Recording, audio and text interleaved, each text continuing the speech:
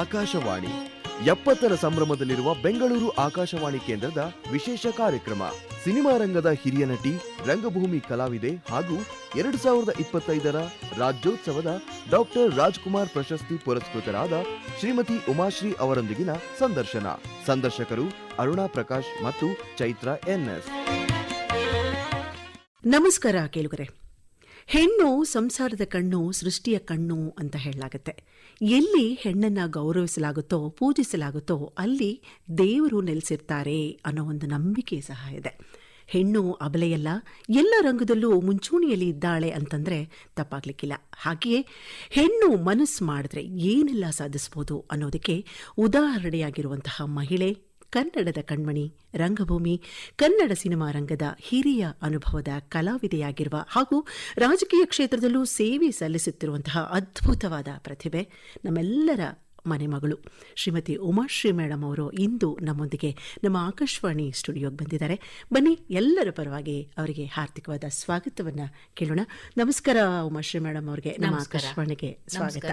ನಾವು ಇಂದು 70ನೇ ವರ್ಷದ ವರ್ಷಾಚರಣೆಯನ್ನ ಮಾಡ್ತಾ ಇದ್ದೀವಿ. ಜೊತೆಗೆ ಆಕಾಶವಾಣಿ ಪ್ರಾರಂಭ ಆಗಿ 90 ವರ್ಷ ಆಗಿದೆ. ಈ ಒಂದು ಪ್ರಯುಕ್ತ ನಾವು ನಿಮ್ಮನ್ನ ಗೆಸ್ಟ್ ಆಗಿ ನಾವು ನಮ್ಮ ಒಂದು ಸ್ಟುಡಿಯೋಗೆ ಕರೆಸಿದ್ದೀವಿ. ಜೊತೆಗೆ ಕನ್ನಡ ರಾಜ್ಯೋತ್ಸವವನ್ನ ಆಚರಣೆ ಮಾಡ್ತಾ ಇದ್ದೀವಿ. ಕನ್ನಡದ ಬಗ್ಗೆ ಹೇಳೋದಾದ್ರೆ, ಆಕಾಶವಾಣಿಯ ಬಗ್ಗೆ ಹೇಳೋದಾದ್ರೆ ನಿಮ್ಮ ಒಡನಾಟ ಹೇಗಿತ್ತು ಅನ್ನೋದು ನಮ್ಮ ಕೇಳುಗರಿಗಾಗಿ. ಮೊದಲನೇದಾಗಿ ನಿಮ್ಮೆಲ್ಲರೂ ಕೂಡ ಶುಭಾಶಯಗಳನ್ನ ಕೋರ್ತೇನೆ. ದೇಶದಲ್ಲಿ ಆಕಾಶವಾಣಿ ಪ್ರಾರಂಭ ಆಗಿ 90 ವರ್ಷಗಳನ್ನ ಮುಗಿಸಿರ್ತಕ್ಕಂತಹ ಸಂದರ್ಭ ಮತ್ತು ನಮ್ಮ ನಾಡಿನಲ್ಲಿ ಕನ್ನಡದ ಆಕಾಶವಾಣಿ ಪ್ರಾರಂಭ ಆಗಿ 70 ವರ್ಷಗಳು ಸಂದಿರ್ತಕ್ಕಂಥ ಈ ಸಂದರ್ಭದಲ್ಲಿ ಈ ಒಂದು ಆಕಾಶವಾಣಿಯ ಎಲ್ಲ ಅಧಿಕಾರಿಗಳು, ಸಿಬ್ಬಂದಿ ವರ್ಗಕ್ಕೂ ಹಾಗೂ ಆಕಾಶವಾಣಿಯನ್ನ ಅತ್ಯಂತ ಪ್ರೀತಿಯಿಂದ ಕೇಳುವ ಕನ್ನಡಿಗರಿಗೂ ಸಹ ನಾನು ಹೃತ್ಪೂರ್ವಕ ಶುಭಾಶಯಗಳನ್ನ ಹೇಳ್ತೇನೆ ಮತ್ತು ಕನ್ನಡ ರಾಜ್ಯೋತ್ಸವದ ಶುಭಾಶಯನ್ನು ಕೂಡ ನಾನು ಹೇಳಕ್ಕೆ ಇಚ್ಛೆ ಪಡ್ತೇನೆ. ಕರ್ನಾಟಕ ರಾಜ್ಯೋತ್ಸವ ಖಂಡಿತ ಎಲ್ಲರಿಗೂ ಶುಭವಾಗಲಿ, ಸಮೃದ್ಧಿಯಾಗಲಿ. ಕರ್ನಾಟಕ ಅತ್ಯಂತ ಕ್ಷೇಮವಾಗಿ, ಎಸ್ಪೆಷಲಿ ಮನುಷ್ಯರ ಬದುಕು ಏನಿದೆ, ಯಾರು ಜೀವಿಸ್ತೀವೋ ಪ್ರಪಂಚದ ಎಲ್ಲ ಜೀವಿಗಳು ಕೂಡ ನೆಮ್ಮದಿಯಿಂದ ಬಾಳ್ಲಿ, ಬದುಕಲಿ. ಆದ್ರೆ ದೇಶ ಅಂತ ಬಂದಾಗ ನಿಜಕ್ಕೂ ಕೂಡ ನಮಗೆ ಹೆಮ್ಮೆ ನಮ್ಮ ದೇಶದ ಬಗ್ಗೆ. ನಿಜ, ನಮ್ಮ ದೇಶದ ಜನತೆ, ನಮ್ಮ ರಾಜ್ಯದ ಜನತೆ, ವಿಶೇಷವಾಗಿ ಯಾರು ಅತ್ಯಂತ ಕಷ್ಟವನ್ನ ಅನುಭವಿಸ್ತಾ ಇದ್ದಾರೋ ಅವರೆಲ್ಲರಿಗೂ ಕೂಡ ಭಗವಂತ ಮೇಲ್ಸ್ತರಕ್ಕೆ ಬರುವಂತ ಒಂದು ಆಶೀರ್ವಾದವನ್ನ ಅವರಿಗೆಲ್ಲರಿಗೂ ಮಾಡ್ಲಿ ಅಂತ ಹೇಳ್ತೀನಿ. ಆಮೇಲೆ ನಮ್ಮ ಹೆಣ್ಮಕ್ಳು ಕೂಡ, ಕೆಳಸ್ತರದಲ್ಲಿರ್ತಕ್ಕಂಥವ್ರಲ್ಲಿ ನಮ್ಮ ಹೆಣ್ಮಕ್ಳು ಕೂಡ ಒಂದು ಭಾಗ. ಆರ್ಥಿಕವಾಗಿ, ಶೈಕ್ಷಣಿಕವಾಗಿ, ಮಾನಸಿಕವಾಗಿ, ಬೌದ್ಧಿಕವಾಗಿ, ಹೀಗೆ ಸಾಕಷ್ಟು ಸ್ತರಗಳಿದೆ. ಅದರಿಂದ ಹೆಣ್ಣು ಎತ್ತರಕ್ಕೆ ಏರುವಂತಾಗ್ಲಿ ಈ ಸಂದರ್ಭದಲ್ಲಿ ನಾನು ಹಾರೈಸ್ತೀನಿ ಅವ್ರಿಗೂ. ಈಗ ನಾವು ಕನ್ನಡ ರಾಜ್ಯೋತ್ಸವವನ್ನ ಆಚರಣೆ ಮಾಡ್ತಾ ಇದೀವಿ ಮ್ಯಾಮ್. ಈಗ ಕನ್ನಡದ ಬಗ್ಗೆ ನಿಮ್ಮ ಅನಿಸಿಕೆ ಅಂದ್ರೆ, ಈಗಿನ ಒಂದು ಕಾಲಮಾನದಲ್ಲಿ ನಾವು ಗಮನಿಸಿದಾಗ ಸುಮಾರು ಜನ ಹೇಳೋದು ಕನ್ನಡ ಎಲ್ಲೋ ಬಡವ ಆಗ್ತಾ ಇದೆಯಾ ಅಥವಾ ಕನ್ನಡ ಬಳಸುವಂಥವ್ರು ಕಮ್ಮಿ ಆಗ್ತಾ ಇದೆಯಾ ಅನ್ನೋ ಒಂದು ಸಂದರ್ಭದಲ್ಲಿ ಈಗ ಕನ್ನಡವನ್ನ ಉಳಿಸಲು, ಬೆಳೆಸಲು ಏನೆಲ್ಲ ಪ್ರಯತ್ನಗಳನ್ನ ನಾವು ಮಾಡಬಹುದು ಅಂತ ಹೇಳ್ತೀರಾ ಮ್ಯಾಮ್? ನೋಡಿ, ನಮ್ಮ ಕನ್ನಡ ಭಾಷೆಗೆ ಸಾವಿರಾರು ವರ್ಷಗಳ ಇತಿಹಾಸ ಇದೆ. ನಿಜ. ಕನ್ನಡ ಭಾಷೆ ಅಂತಂದ್ರೆ ನಮ್ಮ ಆತ್ಮಕ್ಕೆ ಅಪ್ಯಾಯವಾದಂತಹ ಒಂದು ಶ್ರೇಷ್ಠವಾದಂತಹ ವಿಷಯ. ನಮಗೆ ಕಲಾವಿದರಿಗೆ, ಅದರಲ್ಲೂ ಕನ್ನಡದ ಭಾಷೆಯನ್ನ ಹಾಸುಂಡು ನಾವು ಬದುಕುವಂತಹ ಕಲಾವಿದರಿಗೆ ನಮಗೆ ಸರ್ವಸ್ವ. ನಿಜ. ಕನ್ನಡ ಭಾಷೆ ಅಂತಕ್ಕಂಥದ್ದು ನಮ್ಮ ಬದುಕು, ನಮ್ಮ ಜೀವಿತ ಕಾಲದಲ್ಲಿಯೇ ಅದನ್ನ ಅನುಭವಿಸಬೇಕಾದಂಥದ್ದು. ಸೊ ನಾವಂತೂ ಅದನ್ನ ಬಹಳ ಚೆನ್ನಾಗಿ ಅನುಭವಿಸಿದ್ವಿ ಮತ್ತು ನಮ್ಮ ಪೂರ್ವಜರು ಅದನ್ನ ಚೆನ್ನಾಗಿ ಅನುಭವಿಸಿದ್ರು. ಸಂಸ್ಕಾರಕ್ಕೆ ಕೊರತೆ ಇಲ್ಲ, ಸಾಂಸ್ಕೃತಿಕವಾಗಿ ಕೊರತೆ ಇಲ್ಲ ಮತ್ತು ಬೇರೆಯವರನ್ನ ನಾವು ಬರಮಾಡಿಕೊಳ್ಳುವ ವಿಶಾಲ ಹೃದಯ ಶ್ರೀಮಂತರು ನಾವು.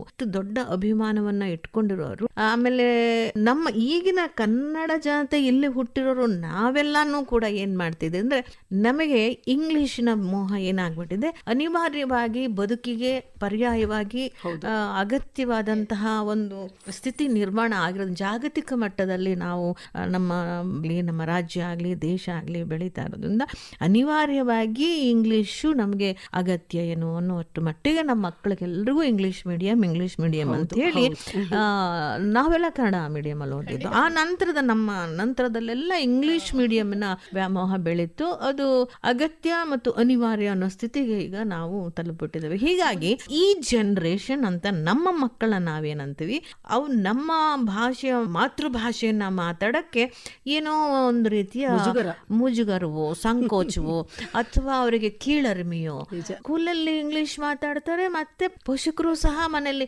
ದಟ್ ಯಾ ದಿಸ್ ಯಾ ಅನ್ಕೊಂಡು ನೋ ನಮ್ಮ ಮನೆಯಲ್ಲಿ ಕೂಡ ನಾನು ಹಾಗೆ ಮಾತಾಡಿದಾಗ ಸಾಕಷ್ಟು ಸಲ ಬೈತಿರ್ತೀನಿ. ಯಾಕೆ ಅಂತ ಹೇಳಿದ್ರೆ ನಮ್ಮ ಮಕ್ಕಳಿಗೆ ನಾವು ಇಂಗ್ಲಿಷ್ ಮೀಡಿಯಂ ಮೇಲೆ ಓದಿಸಿದ ಪ್ರತಿಫಲ ಅವರ ನೆಕ್ಸ್ಟ್ ಜನರೇಷನ್ ಮೇಲೂ ಕೂಡ ಆಗ್ತಾ ಇದೆ. ಅದು ಎಲ್ಲೋ ಒಂದ್ ಕಡೆ ತಪ್ಪಾಗ್ತಾ ಇದೆ. ನಮ್ಮ ಮಕ್ಕಳು ಮನೆಯಲ್ಲಿ ಎಷ್ಟೇ ಓದಿದ್ರಲಿ, ಮನೆಯೊಳಗಾಗ್ಲಿ ಮನೆ ಹೊರಗಾಗ್ಲಿ ಕನ್ನಡ ಭಾಷೆಯನ್ನು ಮಾತಾಡುವಂಥದ್ದು ಆಗ್ಲೇಬೇಕು. ನನ್ನ ಮಗನು ಇಂಗ್ಲಿಷ್ ಮೀಡಿಯಮೇ ಓದಿರೋದು, ಬಟ್ ಅವ್ನು ಕನ್ನಡ ಬಿಟ್ಟು ಬೇರೆ ಮಾತಾಡ. ನಮ್ಮನೇಲೇ ವ್ಯತ್ಯಾಸ ಇದೆ, ನಾವೇ ಮಾಡ್ಕೋಬೇಕು. ನಮ್ಮ ಮಕ್ಕಳ ಜೊತೆ ನಾವು ಇಂಗ್ಲಿಷಲ್ಲೇ ಮಾತಾಡಕ್ ಶುರು ಮಾಡ್ಬಿಟ್ರೆ ನಮ್ಮ ಮೊಮ್ಮಕ್ಕಳಿಗೆ, ನಮ್ಮ ಮರಿ ಮಕ್ಕಳಿಗೆ, ಅವ್ರಿಗೆ ಯಾರಿಗೂ ಸಹ ಕನ್ನಡ ಅಂದ್ರೆ ಏನು ಅನ್ನೋ ಲೆವೆಲ್ಗೆ ಹೊರಟೋಗಬಹುದೇನೋ ಅನ್ನೋ ಭಯ ಸಹ ನನ್ಗೆ ಅನ್ಸುತ್ತೆ. ಇದು ಪ್ರಾಕ್ಟಿಕಲಿ ಅಂತ ಏನಂತೀವಿ, ಅದು ಈಗ ನಡೀತಾ ಇರ್ತಕ್ಕಂಥ ಹೊರಗಿಂದ ಬಂದವ್ರದ್ದು ಮತ್ತು ನಮ್ಮ ಒಳಗಿನವ್ರದ್ದು ಈ ಮಾನಸಿಕ ಸ್ಥಿತಿ ನಾವು ಕಾಣ್ತಾ ಇದ್ದೇವೆ. ಅದಾಗಬಾರ್ದು ಅಂತ ನನ್ನ ಒಂದು ಅಭಿಪ್ರಾಯ. ಅಂದ್ರೆ ಇಂಗ್ಲಿಷ್ ಕಲೀರಿ, ಆದ್ರೆ ಕನ್ನಡನ ಮರಿಬೇಡಿ ಅಂತ. ಇಂಗ್ಲಿಷ್ ಕಲಿಯುವ ಆತರದಲ್ಲಿ ಕನ್ನಡ ಕೇವಲವಾಗಿ ನಾವು ಅನ್ಕೋಬಾರ್ದಲ್ಲ, ಅದಕ್ಕೆ ಆದ ಒಂದು ಸ್ಥಾನಮಾನ ಇದೆ ಅಲ್ವಾ. ತಾಯಿ ಭಾಷೆ, ನಮ್ಮ ತಾಯ್ನಾಡಿನ ಭಾಷೆ. ಆ ತಾಯ್ನಾಡಿನ ಭಾಷೆಗೆ ನಾವು ಗೌರವ ಕೊಡಲ್ಲ ಅಂತ ಹೇಳಿದ್ರೆ ಅದು ಸರಿಯಾದ ಮಾರ್ಗ ಅಲ್ಲ, ಬದುಕಿನ ಮಾರ್ಗ ಅಂತ ನನ್ಗನ್ಸುತ್ತೆ. ನಿಜ ಮ್ಯಾಮ್, ನಿಜ. ಈಗ ನಿಮ್ಮ ಒಂದು ವೈಯಕ್ತಿಕ ಜೀವನಕ್ಕೆ ಬಂದಾಗ ನೀವು 400ಕ್ಕೂ ಹೆಚ್ಚು ಚಿತ್ರಗಳಲ್ಲಿ ನಟನೆ ಮಾಡಿದ್ದೀರಾ, ಮತ್ತೆ ರಂಗಭೂಮಿಯಲ್ಲೂ ಸಹ ತಮ್ಮದೇ ಆದ ಒಂದು ಕೊಡುಗೆಯನ್ನ ಕೊಟ್ಟಿದ್ದೀರಾ, ಜೊತೆಗೆ ರಾಜಕೀಯ ಕ್ಷೇತ್ರದಲ್ಲೂ ಸಹ ನೀವು ತೊಡಗಿಸ್ಕೊಂಡಿದ್ದೀರಾ. ಹೇಗೆ ಮೇಡಮ್ ಎಲ್ಲವನ್ನ ಹೇಗೆ ನಿಭಾಯಿಸ್ತೀರಾ? ನಾನು ಖುಷಿ ಪಡ್ತೀನಿ. ಮೊದಲಿಂದನೂ ಕೂಡ ನಿರಂತರವಾಗಿ ದಿನನಿತ್ಯವೂ ಬಿಡುವಿಲ್ಲದೆ ಬದುಕೋದನ್ನ ನಾನು ಅಭ್ಯಾಸ ಮಾಡ್ಕೊಂಡ್ಬಿಟ್ಟಿದ್ದೀನಿ.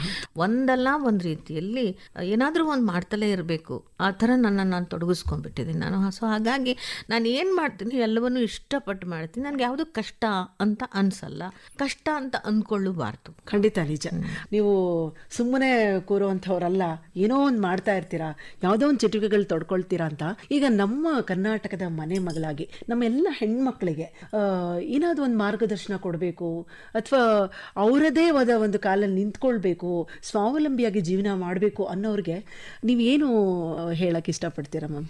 ಸ್ವಾವಲಂಬನೆ ಅಂತಕ್ಕಂಥದ್ದು ಬೇಕಾದಷ್ಟು ರೀತಿಯಲ್ಲಿ ಇರ್ತದೆ. ಸ್ವಾವಲಂಬಿಗಳಾಗಿ ನಾವು ಬದುಕಬೇಕು ಅಂದ್ರೆ ಆರ್ಥಿಕವಾಗಿ ಸ್ವಾವಲಂಬಿಗಳಾಗಬೇಕು, ಅಥವಾ ಯಾರ ಆಸರೆಯೂ ಇಲ್ಲದೆ ಬದುಕಬೇಕಾದಂತಹ ಅವಲಂಬನೆ ಇಲ್ಲದೆ ನಾವು ಬದುಕಬೇಕು ಅನ್ನುವಂತಹ ಸ್ವಾವಲಂಬನೆ ಇರ್ಬೋದು. ಹೀಗೆ ಅದಕ್ಕೆ ಅರ್ಥಗಳು ಬೇರೆ ಬೇರೆನೆ ಇರ್ತದೆ.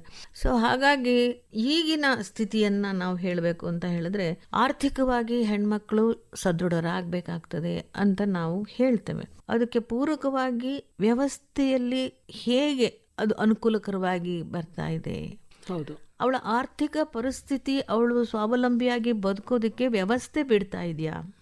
ಹೆಣ್ಣು ದುಡಿತಾಳೆ, ಅದು ಗೃಹಿಣಿಯಾಗೂ ಮನೆ ಒಳಗಡೆ ದುಡಿತಾಳೆ, ಅದು ದಟ್ ಈಸ್ ಡಿಫರೆಂಟ್. ಕರೆಕ್ಟ್.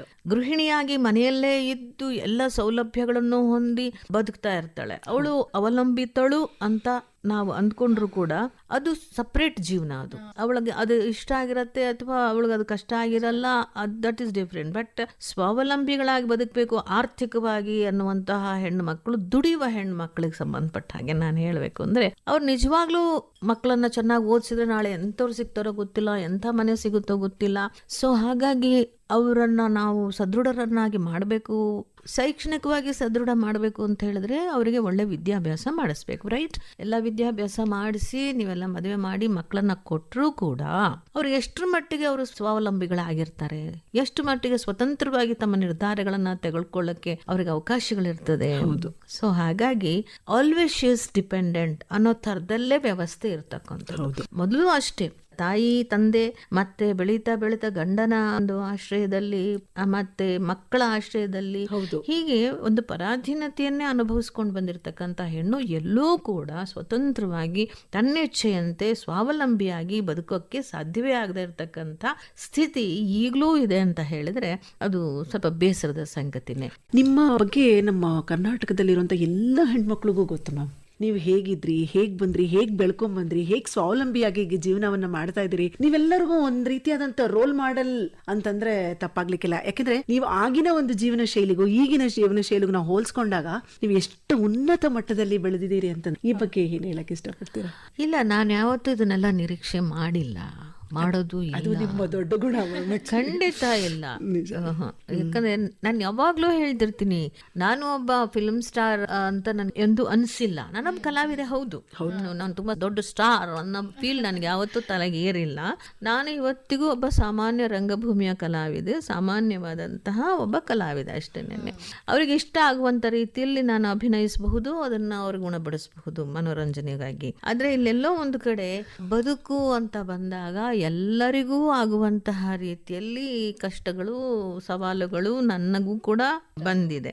ಈಗ ನಾನು ಜನರಿಗೆ ತುಂಬಾ ಪ್ರಸಿದ್ಧಿಯಾದಂತಹ ಹೆಸರಾಗಿರೋದ್ರಿಂದ ಬಹುಶಃ ನನ್ನ ಕಡೆಗೆ ಜನಗಳಿಗೆ ಗೊತ್ತಾಗ್ತಾ ಹೋಗುತ್ತೆ, ಓ ಹೀಗಂತೆ ಅವ್ರ ಬದುಕು ಹೀಗಂತೆ. ಯಾಕಂದ್ರೆ ಎಲ್ರಿಗೂ ಪ್ರಸಿದ್ಧಿ ಪಡೆದಂತಹ ಜನಗಳ ಬದುಕಿನ ಬಗ್ಗೆ ತಿಳ್ಕೊಳ್ಳೋಕೆ ತುಂಬಾ ಆಸಕ್ತಿ ಕೂಡ ಇರುತ್ತೆ ಸಾಮಾನ್ಯರಿಗೆ. ಆದ್ರೆ ನಾನು ಹೇಳೋದೇನಂದ್ರೆ, ಪ್ರಸಿದ್ಧಿಗೆ ಬರುವ ಮೊದಲು ಈ ರೀತಿಯ ಬದುಕಿತ್ತಲ್ಲ, ಆ ರೀತಿಯ ಬದುಕು ಇವತ್ತು ಕೋಟ್ಯಾಂತರ ಹೆಣ್ಮಕ್ಳ ಬದುಕು ಆಗಿದೆ.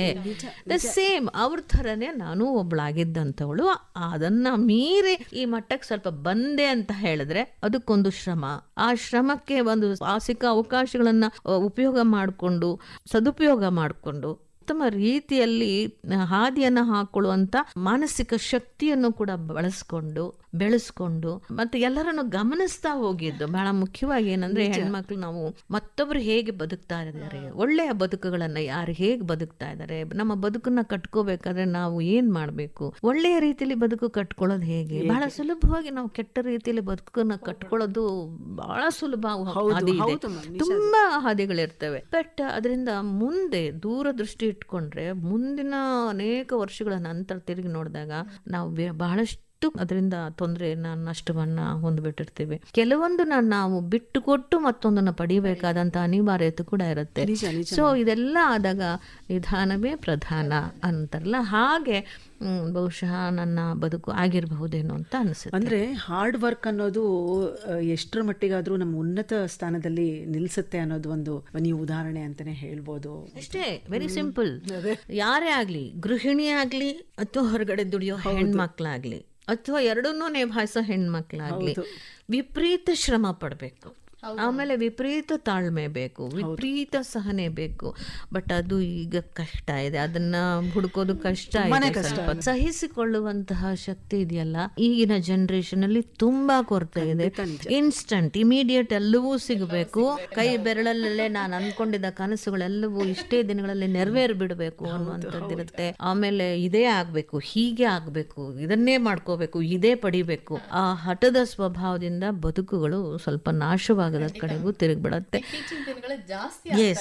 ಅದು ತುಂಬಾ ಜಾಸ್ತಿ ಆಗ್ತಾ ಇದೆ. ಹೌದು, ಅದು ಸ್ವಲ್ಪ ಆ ಸಮಸ್ಯೆಗಳು ಬಂದಾಗ ಸಮಾಧಾನವಾಗಿದ್ದು ಅದನ್ನ ನಿಧಾನವಾಗಿ ಜಾಣತನದಿಂದ, ಚಾಣಾಕ್ಷತನದಿಂದ ನಮ್ಮ ಬುದ್ಧಿಶಕ್ತಿಯನ್ನು ಉಪಯೋಗಿಸಿ ಸಂದರ್ಭವನ್ನ ನಿಭಾಯಿಸಿ ಮುಂದಕ್ಕೆ ಹೋಗ್ತಿದ್ರೆ ಪ್ರತಿಯೊಂದು ಸಮಸ್ಯೆಗಳಿಗೂ ಕೂಡ ಪರಿಹಾರ ಅನ್ನೋದು ಇದ್ದೇ ಇರುತ್ತೆ. ಪ್ರತಿಯೊಬ್ಬ ವ್ಯಕ್ತಿಗೂ ಒಬ್ಬ ಭಗವಂತ ಹೇಗೆ ಅನ್ನವನ್ನ ಇಟ್ಟಿರ್ತಾನೋ ಹಾಗೆ ಪ್ರತಿಯೊಂದು ಸಮಸ್ಯೆಗೂ ಒಂದು ಪರಿಹಾರ ಅಂತ ಇಟ್ಟೇ ಇರ್ತಾನೆ. ಆ ಪರಿಹಾರ ಸಿಗೋವರೆಗೂ ಸ್ವಲ್ಪ ತಾಳ್ಮೆಯಿಂದ ಇರಬೇಕು. ಖಂಡಿತ ಮ್ಯಾಮ್, ನೀವ್ ಯಾವಾಗ್ಲೂ ಅದನ್ನ ನಂಬ್ತೀರಾ ಅಂತ ಅನ್ಕೊಂಡಿದೀವಿ. ಯಾಕೆಂದ್ರೆ ನೀವಿಷ್ಟು ಸರಳವಾಗಿ ಶಾಂತ ರೀತಿಯಿಂದ ಇದ್ರ ಬಗ್ಗೆ ನೀವು ಹೇಳಿದ್ರಿ. ತಾಳ್ಮೆ ಅನ್ನೋದು ಎಷ್ಟು ಮುಖ್ಯ ಜೀವನದಲ್ಲಿ. ಆ ತಾಳ್ಮೆ ಅನ್ನೋದು ಇಟ್ಕೊಂಡ್ರೆ ದೊಡ್ಡ ಮಟ್ಟದ ಯಶಸ್ಸನ್ನ ಕಾಣ್ಬೋದು ಅಂತ ಬಹಳ ಸಲೀಸಾಗಿ ನೀವು ನಮ್ಗೆ ಅರ್ಥ ಮಾಡಿಸಿದ್ರಿ. ಖಂಡಿತವಾಗ್ಲೂ ಸಿಗತ್ತೆ. ಒಟ್ಟಾರೆ ನೀವು ಎಲ್ಲಾ ಸಮಸ್ಯೆಗಳನ್ನ ಎದುರಿಸಿ ಇವತ್ತು ಗಟ್ಟಿಗಿಟ್ಟಿಯಾಗಿ ನೀವು ಕನ್ನಡ ಚಲನಚಿತ್ರರಂಗದಲ್ಲೂ ರಾಜಕೀಯದಲ್ಲೂ ಪ್ರಚಲಿತವಾಗಿ ನೀವು ಒಳ್ಳೊಳ್ಳೆ ಕಾರ್ಯಗಳನ್ನ ಮಾಡ್ತಾ ಸಾಗ್ತಾ ಇದ್ದೀರಾ. ನಿಮ್ಮನ್ನ ನೋಡಿ ಕಲಿಯೋದು ಬಹಳ ಇದೆ. ಕಲಿಯುವಂತಹ ಎಲ್ಲ ಮಹಿಳೆಯರಿಗೂ ನೀವೊಂದು ಸ್ಫೂರ್ತಿ ಅಂತಾನೆ ಹೇಳ್ಬೋದು ಮ್ಯಾಮ್. ಈಗ ರಂಗಭೂಮಿ ಅಂತ ಬಂದಾಗ ನೀವು BV ಕಾರಂತ್ ಆಗಿರಬಹುದು, TS ನಾಗಾಭರಣ, ಕೃಷ್ಣಸ್ವಾಮಿ ಅವರ ಹಲವಾರು ಕಲಾವಿದರ ನಿರ್ದೇಶನದಲ್ಲಿ ಹಲವಾರು ನಾಟಕಗಳನ್ನ ನೀವು ಮಾಡ್ತಿದ್ದೀರಾ, ಮುಂದೆನೂ ಮಾಡ್ತಾ ಇದ್ದೀರಾ. ನಿಮಗೆ ಶರ್ಮಿಷ್ಠೆಯ ಒಂದು ಪಾತ್ರ ತುಂಬಾ ಇಷ್ಟ ನನಗೆ ಅಂತ ನೀವು ಹೇಳಿರೋದುಂಟು ಮೇಡಮ್. ಹೇಗೆ ಈ ಶರ್ಮಿಷ್ಠೆ ಆಗಿರಬಹುದು, ಈ ರಂಗಭೂಮಿ ಒಂದು ಪ್ರವೇಶದಲ್ಲಿ ನಾಟಕಗಳನ್ನ ಮಾಡುವಾಗ ಈಗ ಎಲ್ಲೋ ಒಂದ್ಸತಿ ಅನ್ಸುತ್ತೆ ಮಧ್ಯದಲ್ಲಿ ರಂಗಭೂಮಿಯ ಒಂದು ಒಲವು ಕಮ್ಮಿ ಆಗಿದ್ಯಾ ಅಂತ. ಆದ್ರೆ ಒಂದೊಂದ್ಸತಿ ಗಮನಿಸಿದಾಗ ಈಗೀಗ ಚಿಗುರು ಹೊಡಿತಾ ಇದೆ ಮತ್ತೆ ಅಂತ ಒಂದು ಭಾವನೆ ಮ್ಯಾಮ್. ಈ ಬಗ್ಗೆ ನೀವೇನು ಹೇಳಕ್ ಇಷ್ಟಪಡ್ತೀರಾ? ರಂಗಭೂಮಿ ಎಲ್ಲವನ್ನೂ ಕಲಿಸ್ಕೊಡುತ್ತೆ. ನಿನಗೆ ಏನು ಬೇಕು ಎಲ್ಲ ಸಿಗುತ್ತೆ ಅಲ್ಲಿ. ಸ್ನೇಹ ಸಿಗತ್ತೆ, ಸಂಘ ಜೀವಿಯಾಗಿ ಬದುಕಬಹುದು ಅನ್ನುವಂತಹ ಒಂದು ವಾತಾವರಣ ಸಿಗತ್ತೆ, ಕಲಿಕೆ ಸಿಗತ್ತೆ. ಅಲ್ಲಿ ಒಳ್ಳೆಯದನ್ನು ಕಲಿಬಹುದು, ಕೆಟ್ಟದನ್ನು ಕಲಿಬಹುದು. ಆಯ್ಕೆ ನಿಮ್ಮದು. ಮತ್ತೆ ಶಿಸ್ತು ಕಲಿಸುತ್ತೆ. ಹೌದು. ಸಮಯ ಪ್ರಜ್ಞೆ ಕಲಿಸುತ್ತೆ. ನಿಜ. ಎಲ್ಲರನ್ನೂ ಅಪ್ಪಿಕೊಳ್ಳುವ ಲಿಂಗ ಭೇದ ಮರೆತು ದುಡಿಯುವ ವಾತಾವರಣ ಸಿಗತ್ತೆ. ಹೌದು. ಆದ್ರಿಂದ ನನಗೆ ರಂಗಭೂಮಿ ಅತ್ಯಂತ ಪ್ರಿಯವಾದದ್ದು. ರಂಗಭೂಮಿ ಅನ್ನೋದಕ್ಕಂತಲೂ ಒಂದು ಸಾಂಸ್ಕೃತಿಕ ಕ್ಷೇತ್ರವೇ ಹಾಗೆ. ನೀವು ಸೀರಿಯಲ್ಗೆ ಹೋಗಿ ಅದೇ ವಾತಾವರಣ ಇರುತ್ತೆ, ನೀವು ಸಿನಿಮಾಗೆ ಹೋಗಿ ಅದೇ ವಾತಾವರಣ ಇರುತ್ತೆ. ಹಗಲಿನಿಂದ ರಾತ್ರಿವರೆಗೂ ದುಡಿತಿರ್ತೀವಿ, ಶ್ರಮ ಪಡೋರು ಪಡ್ತಲೇ ಇರ್ತಾರೆ. ಅಲ್ಲೆಲ್ಲೂ ಕೂಡ ನಮಗೆ ನಾವು ಬೇರೆ ಅಂತ ಅನಿಸೋದೇ ಇಲ್ಲ. ಎಲ್ಲರೂ ನಮ್ಮವರೇ ಅಂತ ಅನಿಸಿರುತ್ತೆ. ಆ ಕೌಟುಂಬಿಕ ವಾತಾವರಣವನ್ನು ಕೂಡ ಬೆಚ್ಚನೆಯ ವಾತಾವರಣ ಅಲ್ಲಿ ಕೊಡತ್ತೆ. ಹಾಗಂತ ಅಂದ್ಬಿಟ್ಟು ನೀವು ಹೇಗಿರುತ್ತೋ ಹಾಗಿರುತ್ತೆ. ಹೌದು. ಆ ವಾತಾವರಣವೂ ಕೂಡ ನೀವು ಹೇಗಿರ್ತೀರಿ ಅದು ಹಾಗಿರುತ್ತೆ. ನೀವು ಹಾಗೆ ತಿಳ್ಕೊಂಡ್ರೆ ಅದು ಹಾಗೆ ಇರುತ್ತೆ. ಆದ್ರೆ ನಿಮಗೆ ಆ ಒಂದು ಪ್ರೀತಿಯ ಒಂದು ಒಗ್ಗಟ್ಟಿನ ಒಂದು ಕೌಟುಂಬಿಕ ಚಿತ್ರಣ ನಿಮಗೆ ಸಿಗದೇನೋ ಹೋಗ್ಬೋದೇನೋ. ಅದು ಬರೀ ನೀವು ಹಾಗೆ ಹೋದ್ರೆ ಬರೀ ನಾಟಕೀಯವಾಗಿದ್ಬಿಡ್ತೀರಿ ಅಷ್ಟೇ. ಹೌದು. ನಾವು ಹೇಗೆ ಅಲ್ಲಿ ಇರ್ತೀವೋ ಆ ರೀತಿಯಾಗಿ ನಾವು ಮೊದಲೆಲ್ಲ ನಮ್ಗೆ ಹಾಗೆ ಅನಿಸ್ತಿತ್ತು. ಬಟ್ ಈಗೆಲ್ಲ ಸ್ವಲ್ಪ ಚೇಂಜ್ ಆಗ್ತಾ ಇದೆ. ಈಗ ಸ್ವಲ್ಪ ಯಾರಿಗಾರು ಸಂಬಂಧವೇ ಇಲ್ಲ ಅನ್ನೋ ಥರದಲ್ಲಿ ಹಾಯ್ ಹಲೋ ಗುಡ್ ಮಾರ್ನಿಂಗ್ ಅನ್ಕೊಂಡ್ ಬರೋರು, ಪಾಡಿ ಬಣ್ಣ ಹಚ್ಕೊಳ್ಳೋದು, ತಮ್ಮ ಪಾಡಿ ಬಾಯ್ ಅಂತ ಹೊರಟೋಗೋದು, ಯಾರಿಗ್ಯಾರು ಸಂಬಂಧ ಇಲ್ಲ. ಹೇಗೆ ಮೇಡಮ್ ಈಗ ರಂಗಭೂಮಿಯ ಅಂದ್ರೆ ನಾಟಕಗಳು ಈಗ ಮೊದಲಿಗಿಂತಲೂ ಈಗ ಇಂಪ್ರೂವ್ಮೆಂಟ್ ಇದೆಯಾ ಅಥವಾ ಹೇಗೆ? ಈಗ ಅಂದ್ರೆ ಹೊಸಬ್ರು ಯಾರೋ ಒಬ್ರು ರಂಗಭೂಮಿ ಕಲಾವಿದೆ ಆಗ್ಬೇಕು ನಾನು ಅನ್ನೋರ್ಗೆ, ನಾನು ಇವತ್ತು ಹೇಳಿದ್ನಲ್ಲ ಸಿನಿಮಾದಲ್ಲಿ ಈ ತರದ್ದು ಒಂದು ವಾತಾವರಣ ಎಲ್ಲಾ ಕಡೆಗೂ ಸಿಕ್ತಿತ್ತು. ಈಗ ಬರೀ ಹಾಯ್ ಬಾಯಿಗೆ ನಿಂತು ಹೋಗ್ತಾ ಇದೆ ಅಂತ. ಬಟ್ ರಂಗಭೂಮಿಗೆ ಇನ್ನೂ ಆ ಮಟ್ಟಕ್ಕೆ ಹೋಗಿಲ್ಲ. ರಂಗಭೂಮಿನಲ್ಲಿ ಇವತ್ತಿಗೂ ಯಾವಾಗ ಹೋಗೋಣ ರಿಹರ್ಸಲ್ಗೆ, ಯಾವಾಗ ಸಿಗ್ತಾರ ಅವರೆಲ್ಲಾನು, ಯಾವಾಗ ಮಾತಾಡೋಣ, ಯಾವಾಗ ಖುಷಿಯಾಗಿರೋಣ, ಅಯ್ಯೋ ಮುಗ್ದೋಯ್ತಾ, ಅಯ್ಯೋ ದೇವ್ರೆ ಮುಗ್ದೋಯ್ತಲ್ಲ, ಹೊಸ ನಾಟಕ ಯಾವಾಗ ಶುರು ಆಗತ್ತೆ, ನಾಟಕ ನೆಕ್ಸ್ಟ್ ಯಾವಾಗ ಮಾಡ್ತಿದ್ದೀರೋ, ನಾನು ಬರ್ತೀನಿ ಕೂಡ. ಇದೆಯಲ್ಲ ಆ ಸೆಳೆತ ಇದೆಯಲ್ಲ, ಅದು ನಿರಂತರವಾಗಿ ನಮಗ್ ಸಿಗೋದು ರಂಗಭೂಮಿನಲ್ಲಿ ಸಿಗತ್ತೆ ಅಲ್ವಾ? ನಿಜ. ಈಗ ನೀವು ಶರ್ಮಿಷ್ಠೆ ನಾಟಕನೂ ಈಗ ನೀವು ಮಾತಾಡೋವಾಗ ಹೇಳ್ತಾ ಇದ್ರಿ ಮೇಡಮ್, ಮುಂದಿನ ವಾರ ಶರ್ಮಿಷ್ಠೆ ನಾಟಕ ಮಾಡ್ತಾ ಇದ್ದೀನಿ, ಅದು ನಿಮ್ಮ ಒಂದು ಮೆಚ್ಚಿನ ಪಾತ್ರ ಅಂತ ನಾವು ಕೇಳಿದೀವಿ. ಶರ್ಮಿಷ್ಠೆ ಬಗ್ಗೆ ಹೇಳೋದಾದ್ರೆ, ಶರ್ಮಿಷ್ಠೆ ಬಗ್ಗೆ ನನಗೆ ಯಯಾತಿ ನಾಟಕ ನಾನು ಮಾಡಿದ್ದೆ. ನಮ್ಮ ಆರ್ ನಾಗೇಶ್ ಅವ್ರು ಮಾಡಿಸಿದ್ರು, ಮತ್ತೆ CG ಕೃಷ್ಣಸ್ವಾಮಿ ಅವರು ಮಾಡಿಸಿದ್ದು.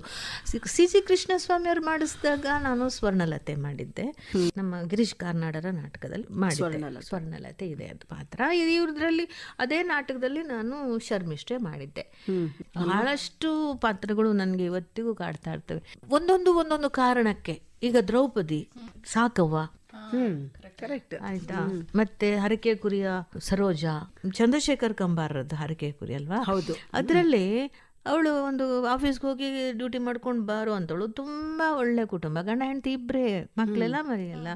ಅಲ್ಲೂ ಕೂಡ ಯಾವುದೋ ಒಂದು ಸಂದರ್ಭದಲ್ಲಿ ಒಂದು ಅನುಮಾನಗಳು ಗಂಡನಲ್ಲಿ ಸೇರ್ಕೊಂಡ್ಬಿಡುತ್ತೆ. ಯಾರೋ ಬಂದು ನಮ್ಮನೊಳಗೆ ಸೇರ್ಕೊಂಡ್ಬಿಡ್ತಾರೆ, ಅದು ನಿನಗೇನೋ ಬೇರೆ ಬೇರೆ ತರ ಅನುಮಾನಗಳು ಶುರು ಆಗ್ಬಿಡತ್ತೆ. ಆ ತುಂಬಾ ಚೆನ್ನಾಗಿ ಹೇಳಿದಾರೆ ನಾಟಕ, ಬ್ಯೂಟಿಫುಲ್ ಆಗಿದೆ ಅದು. ಆ ತರದ್ದು ಪಾತ್ರಗಳು. ಆಮೇಲೆ ಸಿಲ್ಲಿ ಹೆಂಗ್ ಆಡುವಂತ ನಮ್ಮ ಸಂಸಾರದಲ್ಲಿ ಸರಿಗಮ್ಮ ವಿಜಯ್ ಇದ್ರಲ್ಲ, ಆ ಪಾತ್ರ ಯಶೋಧ. ಹೌದು. ವೃತ್ತಿರಂಗಭೂಮಿನಲ್ಲಿ ತುಂಬಾ ನಾಟಕಗಳು ಮಾಡಿದ್ದೀನಿ, ಒಂದು 10 ಮಾಡಿದ್ದೀನಿ ನಿಜ. ಚಿನ್ನದ ಗೊಂಬೆ, ಕಾಳಿಂಗ ಸರ್ಪ, ದುಡುಕಿ ಹೋದ ಮಗ, ಹುಡುಕಿ ಬಂದ ಸೊಸೆ, ಮತ್ತೆ ಬಸ್ ಹಮಾಲ, ಬಸ್ ಕಂಡಕ್ಟರ್, ತುಂಬಾ ಮಾಡಿದ್ದೀನಿ ನಾನು. ಚಿನ್ನದ ಗೊಂಬೆ ಈ ಥರದೆಲ್ಲನೂ ಕೂಡ, ಮಲ್ಲಮ್ಮಗಳು ಈ ಥರದೆಲ್ಲ. ಖಾನಾವಳಿ ಚನ್ನಿ, ಬಸ್ ಕಂಡಕ್ಟರ್ ನಾಟಕದ ಹೆಸರು ನಾನು ನಾಟಕಕ್ಕೆ ಶುರು ಮಾಡಿದ್ಮೇಲೆ ಅದು ನನ್ನ ಕಾಮಿಡಿ ರೋಲ್ ಮೇಲೆ ಟೈಟಲ್ ಚೇಂಜ್ ಆಗ್ಬಿಡ್ತದು. ಬಸ್ ಕಂಡಕ್ಟರ್ ಮೂಲ ಕಥೆಯಲ್ಲಿ ಬರುವ ಹೀರೋ ಕ್ಯಾರೆಕ್ಟರ್. ಕಾಮಿಡಿನೂ ಒಬ್ಬ ಕಂಡಕ್ಟರ್ ಇರ್ತಾನೆ, ಅವಳ ಲವರ್ ಒಬ್ಬ ಚೆನ್ನಿ ಅಂತ ಇರ್ತಾಳೆ. ಅವ್ದು ಹೋಗ್ತಾ ಹೋಗ್ತಾ ಹೋಗ್ತಾ ಖಾನಾವಳಿ ಚೆನ್ನಿ ಅಂತ ಆ ಕಾಮಿಡಿಯನ್ ಮೇಲೇನೆ ಟೈಟಲ್ ಚೇಂಜ್ ಆಗೋ ಮಟ್ಟಕ್ಕೆ ಹೋಯ್ತು ಅದು. ಸುಮಾರು ಸಾವಿರಾರು ನಾಟಕಗಳನ್ನು ಮಾಡಿದ್ದೀವಿ ನಾವು. ಆ ನಾಟಕಗಳು ಸಾವಿರಾರು ನಾಟಕಗಳು ಮಾಡಿದ್ದೀವಿ. ಹಾಗೆ ಈಗ ಒಂದೊಂದು ಪಾತ್ರಗಳು ಕೂಡ ಎಂಜಾಯ್ ಮಾಡಿದೆ, ಖುಷಿ ಪಟ್ಟು ಮಾಡ್ತಾ ಇದ್ದೆ, ತುಂಬ ಖುಷಿಯಾಗಿ ನನಗೆ. ಅಯ್ಯೋ ನನ್ನ ಜನ ಎಷ್ಟು ಶಿಳ್ಳೆ ಹೊಡಿತಿದ್ರು, ಎಷ್ಟು ಕುಣಿತಿದ್ರು, ಎಷ್ಟು ನಾನು ಡ್ಯಾನ್ಸ್ ಮಾಡ್ತಿದ್ರೆ ತಲೆ ಮೇಲೆ ಚೇರ್, ತಾವು ಕುಂತಿದ್ದ ಚೇರ್ನ ತಲೆ ಮೇಲೆ ಇಟ್ಕೊಂಡು ಅವ್ರು ಡ್ಯಾನ್ಸ್ ಮಾಡೋಕೆ ಶುರು ಮಾಡಿಬಿಡ್ತಿದ್ರು.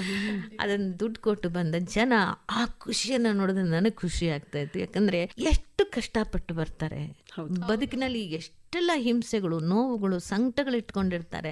ಅವ್ರು ಬಂದು ಸಿನಿಮಾ ನೋಡುವಾಗಲೋ ಅಥವಾ ನಾಟಕ ನೋಡುವಾಗಲೋ 3 ತಾಸು 2 ತಾಸು ಎಲ್ಲವನ್ನೂ ಮರೆತು ನಮ್ಮನ್ನೇ ನೋಡ್ತಾ ಖುಷಿ ಪಡ್ತಿರ್ತಾರಲ್ಲ, ಆ 2 ಗಂಟೆಗಳ ಕಾಲ ಅವರ ಮನಸ್ಸು ಬೇರೆ ಏನೇನೋ ಯೋಚನೆ ಮಾಡಿದ್ರ ಅವರ ಮೆದುಳಿಗೆ ರಿಲ್ಯಾಕ್ಸೇಷನ್ ಸಿಗುತ್ತಲ್ಲ.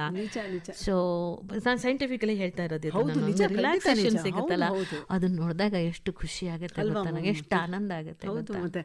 ಕಳೆದು ಹೋಗಿರ್ತಾರೆ ಅವನು ಸ್ವಲ್ಪ ಹೊತ್ತು. ನಿಜ, ಅದಷ್ಟು ಸುಲಭದ ಕೆಲಸ ಅಲ್ಲ. ಯಾಕೆಂದ್ರೆ ಒಬ್ಬ ಪ್ರೇಕ್ಷಕನ್ನ ನೀವು 2 ಗಂಟೆಗಳ ಕಾಲ ಒಂದೇ ಕಡೆ ಕೂತು ನಿಮ್ಮ ಕಡೆನೇ ಗಮನ ಕೊಟ್ಟು ನೀವು ಹಾಸ್ಯ ಮಾಡ್ತಿದ್ರೆ ನಿಮ್ಮನ್ನೇ ನೋಡ್ತಾ ಅಂದ್ರೆ ನೀವು ಮರೆಯುವಂಥದ್ದು ಏನಿದೆಯಲ್ಲ ಅದು ಎಲ್ಲರ ಕೈಯಿಂದಲೇ ಸಾಧ್ಯ. ತುಂಬಾ ಖುಷಿ ಆಗತ್ತೆ, ಆ ತರ ಬೇಕು. ಹಾಗೆ ತುಂಬಾ ಪಾತ್ರಗಳು, ಸಾಕ್ಷಿ ಕಲ್ಲು ಅದ್ರೂ ತುಂಬಾ ಚೆನ್ನಾಗಿದೆ, ತುಂಬಾ ಚೆನ್ನಾಗಿದೆ ಆಯ್ತಾ. ಇತ್ತೀಚಿನ ಶರ್ಮಿಷ್ಠೆ, ಇವನ್ ಸಾಕವ ನೋಡಿ, ಎಷ್ಟು ಹಣ್ಣು ಮುದುಕಿ, ಅವಳ ಸ್ವಾಭಿಮಾನ, ಅವಳ ಒಂದು ದೃಢತೆ, ಅವಳಲ್ಲಿರೋ ಕೆಚ್ಚು, ಅಯ್ಯೋ ದೇವ್ರೆ, ದೇವ್ನವ್ರು ಬರ್ದಿರ್ತಕ್ಕಂಥದ್ದು ಎಂತ ಗ್ರೇಟ್ ಸ್ಕ್ರಿಪ್ಟ್. ನಮ್ಗೆ ಸಾಕವ ಅಂತ ನೆನ್ಸ್ಕೊಂಡ್ರೆ ನೀವೇ ನಮಗ್ ನೆನಪಾಗೋದು. ಯಾಕೆಂದ್ರೆ ನೋಡಿರುವಂತ ಪಾತ್ರ ನಮ್ಗೆ ಜೀವ. ನೀವು ಆ ಪಾತ್ರಗಳ ಮೂಲಕ ಹೆಣ್ಣಿನ ಬದುಕಿನಲ್ಲಿ ಬರುವ ಅದೆಷ್ಟೋ ಮುಖಗಳನ್ನ ನಾವು ನೋಡ್ತಾ ಹೋಗ್ಬೋದು ಅಲ್ವಾ. ನಾನು ಏನೇನ್ ಪಾತ್ರ ಹೇಳಿದೆ, ಇನ್ನೂ ತುಂಬಾ ಪಾತ್ರಗಳನ್ನ ಮಾಡಿದೀನಿ ನಾನು ಆಯ್ತಾ. ಸಿನಿಮಾಗಳಲ್ಲಿ ನೋಡಿ, ಈಗ ಮೊನ್ನೆ ಪ್ರಶಸ್ತಿ ಬಂತಲ್ಲ ಇತ್ತೀಚಿಂದ ಹೇಳೋಣ, ರತ್ನನ್ ಪ್ರಪಂಚ, ಅಯ್ಯೋ ಅದಂತೂ ಅದ್ಭುತವಾಗಿದೆ ಕೂಡ, ಅದ್ಭುತ ಅಲ್ವಾ. ಅವಳ ಲೈಫ್ ನ ಅವಳು ಎಂಜಾಯ್ ಮಾಡ್ತಾಳೆ, ಖುಷಿಯಾಗಿರ್ತಾಳೆ, ಎಲ್ಲರನ್ನೂ ಪ್ರೀತಿಸ್ತಾಳೆ, ಎಲ್ಲರನ್ನೂ ಗೌರವಿಸ್ತಾಳೆ. ಅವಳಿಗಿದ್ದ ಮಗನೂ ಆಯ್ತು, ಸಾಕು ಮಗನೂ ಆಯ್ತು. ಏನ್ ಚಂದ ಅವಳು ಹೆಣ್ಮಗಳು. ಅದೇನೋ ಅವಳ ಮುಸ್ಲಿಂ ಹೆಣ್ಮಗಳು ಜೊತೆನೂ ಸ್ನೇಹ ಇಟ್ಕೋತಾಳೆ, ಇನ್ಯಾರೋ ಅಂತಾಳೆ, ಮಗನೂ ಬೈತಿರ್ತಾಳೆ ಅಲ್ವಾ. ಕೊನೆಗೆ ಆ ಮಗನ ಮೇಲೆ ಎಷ್ಟೋ ಆಳವಾದ ಪ್ರೀತಿ ಇಟ್ಟಿರ್ತಾಳೆ, ಸಾಕು ಮಗನ ಮೇಲೆ. ಒಂಥರ ತರ್ಲೆ ಹೆಣ್ಮಗ ಅನ್ಸೋದು. She is very serious about life. So ಅದಕ್ಕೂ ಮನೆ ಬೆಸ್ಟ್ ಸಪೋರ್ಟಿಂಗ್ ಆಕ್ಟ್ರೆಸ್ ಬಂತು. ಆ ಥರ ನನಗೆ ಖುಷಿ ಆಗುತ್ತೆ. ಆ ಪಾತ್ರಗಳನ್ನೆಲ್ಲ ಮಾಡ್ಬೇಕಾದ್ರೆ ಖುಷಿ ಅನ್ಸುತ್ತೆ. ಹಾಗೇನೆ ನೋಡ್ತಿರಲ್ಲ ಆ ಚಿತ್ರನ, ಏನನ್ಸುತ್ತೆ ಮೇಡಮ್, ನಾನೇ ಮಾಡಿದ್ದ ಇದು ಅಂತ ಅನ್ಸುತ್ತೆ. ಹೌದು, ಖಂಡಿತವಾಗ್ಲು ಅದನ್ನ ಬಹಳ ನಮ್ಮ ಇಂಡಸ್ಟ್ರಿಲಿ ಅದೊಂದು ಅಪಾಯ ಇದೆ ಗೊತ್ತಾ. ಒಂದು ಸ್ವಲ್ಪ ನಮ್ಗೇನಾದ್ರು ಮೈಗೆ ಹುಷಾರಿಲ್ಲ ಅಂತ ಹೇಳಿದ್ರೆ ಅವ್ರಿಗೇನು ಆಗ್ಬಿಟ್ಟಿದೆ ಅಂದ್ಬಿಟ್ಟು ಒಂದಷ್ಟು ಹೇಳ್ಬಿಟ್ಟು ಅದನ್ನ ಸಿನಿಮಾಗಳೇ ಬರ್ದಂಗ್ ಮಾಡ್ಬಿಡ್ತಾನೆ. ಹಂಗೆ ರಾಜಕೀಯದ ಬಿಸಿ ಅಂತ ಹೇಳ್ಬಿಟ್ರೆ ಸಿನಿಮಾಗಳೇ ಬರ್ದಂಗ್ ಮಾಡ್ತಾರೆ. 8 ವರ್ಷಗಳ ನಂತರ ಸಿಕ್ಕಂತ ಅವಕಾಶ ನಮ್ಮ ಪದ್ಕಿ ನಿರ್ದೇಶನದಲ್ಲಿ ಸಿಕ್ಕಂತದ್ದು ಹೊಂಬಾಳೆಯವ್ರದ್ದು. ತಾಯಿ ಪಾತ್ರ ಅಂತ ಹೇಳಿದಾಗ ಹೌದು ಮಾಡ್ಬಿಡ್ಬೋದು, ತುಂಬಾ ಇಷ್ಟಪಟ್ಟು ಪ್ರೇಕ್ಷಕರಿಗೂ ಇಷ್ಟಪಡಿಸಿದ ರೀತಿಯಲ್ಲಿ. ಇಲ್ಲ, ನನಗೆ ಪದ್ಕಿಯವರು ಬಂದು ಹೇಳಿದಾಗ ನನಗೆ ಬೇಡ, ನಾನು ಈ ಪಾತ್ರ ಮಾಡಲ್ಲ ಅಂದೆ. ಹೌದಾ? ನಾನು ಒಪ್ಕೊಳ್ಳಿಲ್ಲ ಫಸ್ಟ್. ಯಾಕೆಂದ್ರೆ ನನಗೆ ಒಂದು ಅನುಮಾನ ಶುರುವಾಗಿತ್ತು. 8 ವರ್ಷ ಆಗಿದೆ ನಾನು ಆಕ್ಟ್ ಮಾಡಿ, ಇಷ್ಟು ಲೈವ್ಲಿ ಆಗಿ ಮಾಡೋ ಪಾತ್ರ ಇದು ದೇವರಾಣೆಗೂ ನನ್ನ ಕೈಲಿ ಆಗಲ್ಲ. ಯಾಕಂದ್ರೆ ಒಂಥರ ಸೀರಿಯಸ್, ರಾಜಕೀಯಕ್ಕೆ ಹೋದ್ಮೇಲೆ ತುಂಬಾ ಗಂಭೀರತೆ ಜಾಸ್ತಿ ಆಗ್ಬಿಟ್ಟು ನಗುನೇ ಹೊರಟೋಗ್ಬಿಟ್ಟಿತ್ತು, ನಗ್ಸೋದು ಹೊರಟೋಗಿತ್ತು, ನಗೋದು ಹೊರಟೋಗಿತ್ತು. ಅಲ್ಲಿ ಹೋದ ನಂತರ ಇದೆಲ್ಲ ನನಗೆ ಮರ್ತು ಹೋಗ್ಬಿಟ್ಟಿತ್ತು. ಸೊ ಹಾಗಾಗಿ ನಂಗೆ ಸಾಧ್ಯನೇ ಇಲ್ಲ, ಪದ್ಕಿ ಪ್ಲೀಸ್ ನನಗೆ ಮರ್ತೇ ಹೋಗ್ಬಿಟ್ಟಿದ್ದೀನಿ, ನಂಗೆ ಕೈಲಿ ಆಗಲ್ಲ ಅಂತೆಲ್ಲ. ಕೊನೆಗೆ ಪದ್ಕಿ ಕನ್ವಿನ್ಸ್ ಮಾಡಿದ್ರು, ಅಮ್ಮಾಜಿ ಇಲ್ಲ ನೀವು ಮಾಡ್ತೀರಿ, ನೀವು ಬನ್ನಿ, ನೀವು ಮಾಡೇ ಮಾಡ್ತೀರಾ, ಯಾಕೆ ಹಂಗ ಅನ್ಕೊಳ್ತೀರಿ ಅಂತ ನಾನು ತುಂಬಾ ಎಂಕರೇಜ್ ಮಾಡಿದ್ ಪದ್ಕಿ. ಪಾಪ ನಟನೆ ನಿಮ್ಮಲ್ಲಿ ಬೇರೂರಿದೆ ಮ್ಯಾಮ್. ಏನೋ ಒಂದು ಮಾಡದೆ ಬಂದೆ, ಬಟ್ ತುಂಬಾ ಚೆನ್ನಾಗಿ ಬಂದಿದೆ. ನಂಗೂ ಆ ಪಾತ್ರ ತುಂಬಾ ಇಷ್ಟ ಆಗೋಯ್ತು, ಎಷ್ಟು ಖುಷಿ ಆಗೋಯ್ತು ಅಂತೀರಾ. ಪ್ರೇಕ್ಷಕರು ಮೆಚ್ಚಿ ನಿಮಗೆ ಪೋಷಕ ನಟಿ best supporting actor of state ಬಂದಿರೋಂಥದ್ದು. ಸೊ ಹಾಗೆ ಆ ಪಾತ್ರನು ತುಂಬಾ ಇಷ್ಟಪಡ್ತೀನಿ ನಾನು. ತುಂಬಾ ಚೆನ್ನಾಗಿದೆ ಮ್ಯಾಮ್. ಹಾಗೆ ಈ ಶರ್ಮಿಷ್ಠಾ ಪಾತ್ರ ಕೂಡ ಈಗ ವಾಪಸ್ ಇಲ್ಲಿಗೆ ಬರ್ತೀನಿ ನಾನು. ಖುಷಿ ಏನ್ ಗೊತ್ತ, ರಂಗನಾಟಕಗಳಿಗೆ ಮಹಿಳೆಯರು ಬರೋದು ತುಂಬಾ ಕಡಿಮೆ ಆಗಿ ಹೋಗಿದೆ. ಸೊ ಈಗ ಈ ಶರ್ಮಿಷ್ಠಾ ನಾಟಕಕ್ಕೆ ನೋಡಿದ್ರೆ ಯುವತಿಯರು ಹೆಚ್ಚು ಬರ್ತಾ ಇದ್ದಾರೆ, ಮತ್ತೆ ಗೃಹಿಣಿಯರು ಹೆಚ್ಚು ಬರ್ತಾ ಬರ್ತಾ ಇದ್ದಾರೆ. That is the beauty. ನಾಟಕಕ್ಕೆ ಹೆಣ್ಮಕ್ಳು ಬರ್ತಾರಲ್ಲ, ನನಗೆ ಖುಷಿ ಅಲ್ವಾ? ಹೌದು, ಖಂಡಿತವಾಗ್ಲೂ ಕೂಡ. ಇನ್ನು ಹೊಸ ಹುಮ್ಮಸ್ ಬರುತ್ತೆ. ಅಂದ್ರೆ ಒಟ್ಟಾರೆ ರಂಗಭೂಮಿ ಇನ್ನೂ ಉಳಿದಿದೆ, ಬೆಳೀತಾ ಇದೆ. ಎಲ್ಲೋ ಮಧ್ಯದಲ್ಲಿ ಒಂದ್ ಕಡೆ ರಂಗಭೂಮಿ ಆಸಕ್ತಿ ಕಮ್ಮಿ ಆಗಿತ್ತು ಜನರಲ್ಲಿ, ಈಗ ಮತ್ತೆ ಚಿಗುರೊಡಿತಾ ಇದೆ ಅನ್ನೋದೊಂದು. ನಿಮ್ಗೆ ಒಳ್ಳೇದನ್ನ ಕೊಡ್ತಾ ಹೋದ್ರೆ ಜನ ಬರ್ತಾನೆ ಹೋಗ್ತಾರೆ. ಬಟ್ ಸಿನಿಮಾ ಮತ್ತು ಸೀರಿಯಲ್ಗಳ ಅಟ್ರಾಕ್ಷನ್ ಇದೆಯಲ್ಲ, ಅದರಿಂದ ಜನ ಹೊರಗಡೆ ಬರೋದು ಸ್ವಲ್ಪ ಕಡಿಮೆ ಆಗಿತ್ತು ಅಲ್ವಾ? So ಹಂಗಾಗಿ ಈಗ ಅವ್ರಿಗೂ ಒಂಥರ ಬೇಜಾರ ಆಗ್ಬಹುದು. ಒಳ್ಳೊಳ್ಳೆದು ನೋಡಿ, ರಂಗಶಂಕರ ಹೋಗಿ ಅನೇಕ ನಾಟಕಗಳು ಬರ್ತಾ ಇರ್ತವೆ, ಅಲ್ಲಿ ನಿರಂತರವಾಗಿ ನಾಟಕಗಳು ಆಗ್ತಾ ಇರ್ತವೆ, ಎಲ್ಲಾ ಭಾಷಾ ನಾಟಕಗಳು ಆಗ್ತಿರ್ತವೆ, ಎಲ್ಲಾ ಭಾಷೆಯ ಜನರು ಬಂದು ನಾಟಕ ನೋಡಿ ಹೋಗ್ತಿರ್ತಾರೆ. ಕೆಲವು ನಾಟಕವನ್ನು ನೋಡುವಂತಹ ಮನಸ್ಥಿತಿ ಇರೋರು ಬಂದೇ ಬರ್ತಾರೆ. ಆದರೆ ಒಳ್ಳೆ ಪ್ರಾಡಕ್ಟ್ಗಳನ್ನ ನೀವು ಕೊಡಬೇಕು, ಒಳ್ಳೇದನ್ನ ಕೊಡಬೇಕು ಅಂದಾಗ ನಾಟಕಗಳಿಗೆ ಜನ ವಾಪಸ್ ಬರ್ತಾ ಇದ್ದಾರೆ. ಅವ್ರಿಗೂ 4 ಗೋಡೆ ಮಧ್ಯದಲ್ಲಿ ಅದೇ ಸಿನಿಮಾ, ಅದೇ ಸ್ಕ್ರೀನಲ್ಲೇ ಕೂತು ಅದೇ ಟಿವಿ ನೋಡಿ ಜನಗಳಿಗೂ ಬೋರ್ ಆಗಿ ಹೊಸಾದ್ ಬೇಕು ಅಂದ್ಬಿಟ್ಟು ಹೊರಗಡೆ ಬರ್ತಾ ಇದ್ದಾರೆ. ಹೊರಗಡೆ ಬಂದಾಗ ಸಿನಿಮಾಗೆ ಹೋಗೋಣ, ನಾಟಕಕ್ಕೆ ಹೋಗೋಣ ನಡಿ, ಅದು ಬರುತ್ತೆ ಮ್ಯಾಮ್, ಖಂಡಿತ ಬರುತ್ತೆ. ಯಾಕಂದ್ರೆ ಒಳ್ಳೊಳ್ಳೆ ಕಲಾವಿದರ ನಟನೆ ಇದೆ ಅಂದ್ರೆ ಖಂಡಿತವಾಗ್ಲೂ ಆ ಕಾಲ. ಸಿನಿಮಾನು ನೋಡ್ಬೇಡಿ ಅಂತ ನಾನು ಹೇಳಲ್ಲ, ಸಿನಿಮಾಗೂ ಹೋಗ್ಬೇಕು, ಬಟ್ ರಂಗಭೂಮಿಗೆ ಹೆಚ್ಚು ಪ್ರೋತ್ಸಾಹ ಕೊಡಿ. ಸಿನಿಮಾಗ ಮೂಲ ರಂಗಭೂಮಿ, ಅದನ್ನ ಕಳಿಯೋದು ಬೇಡ.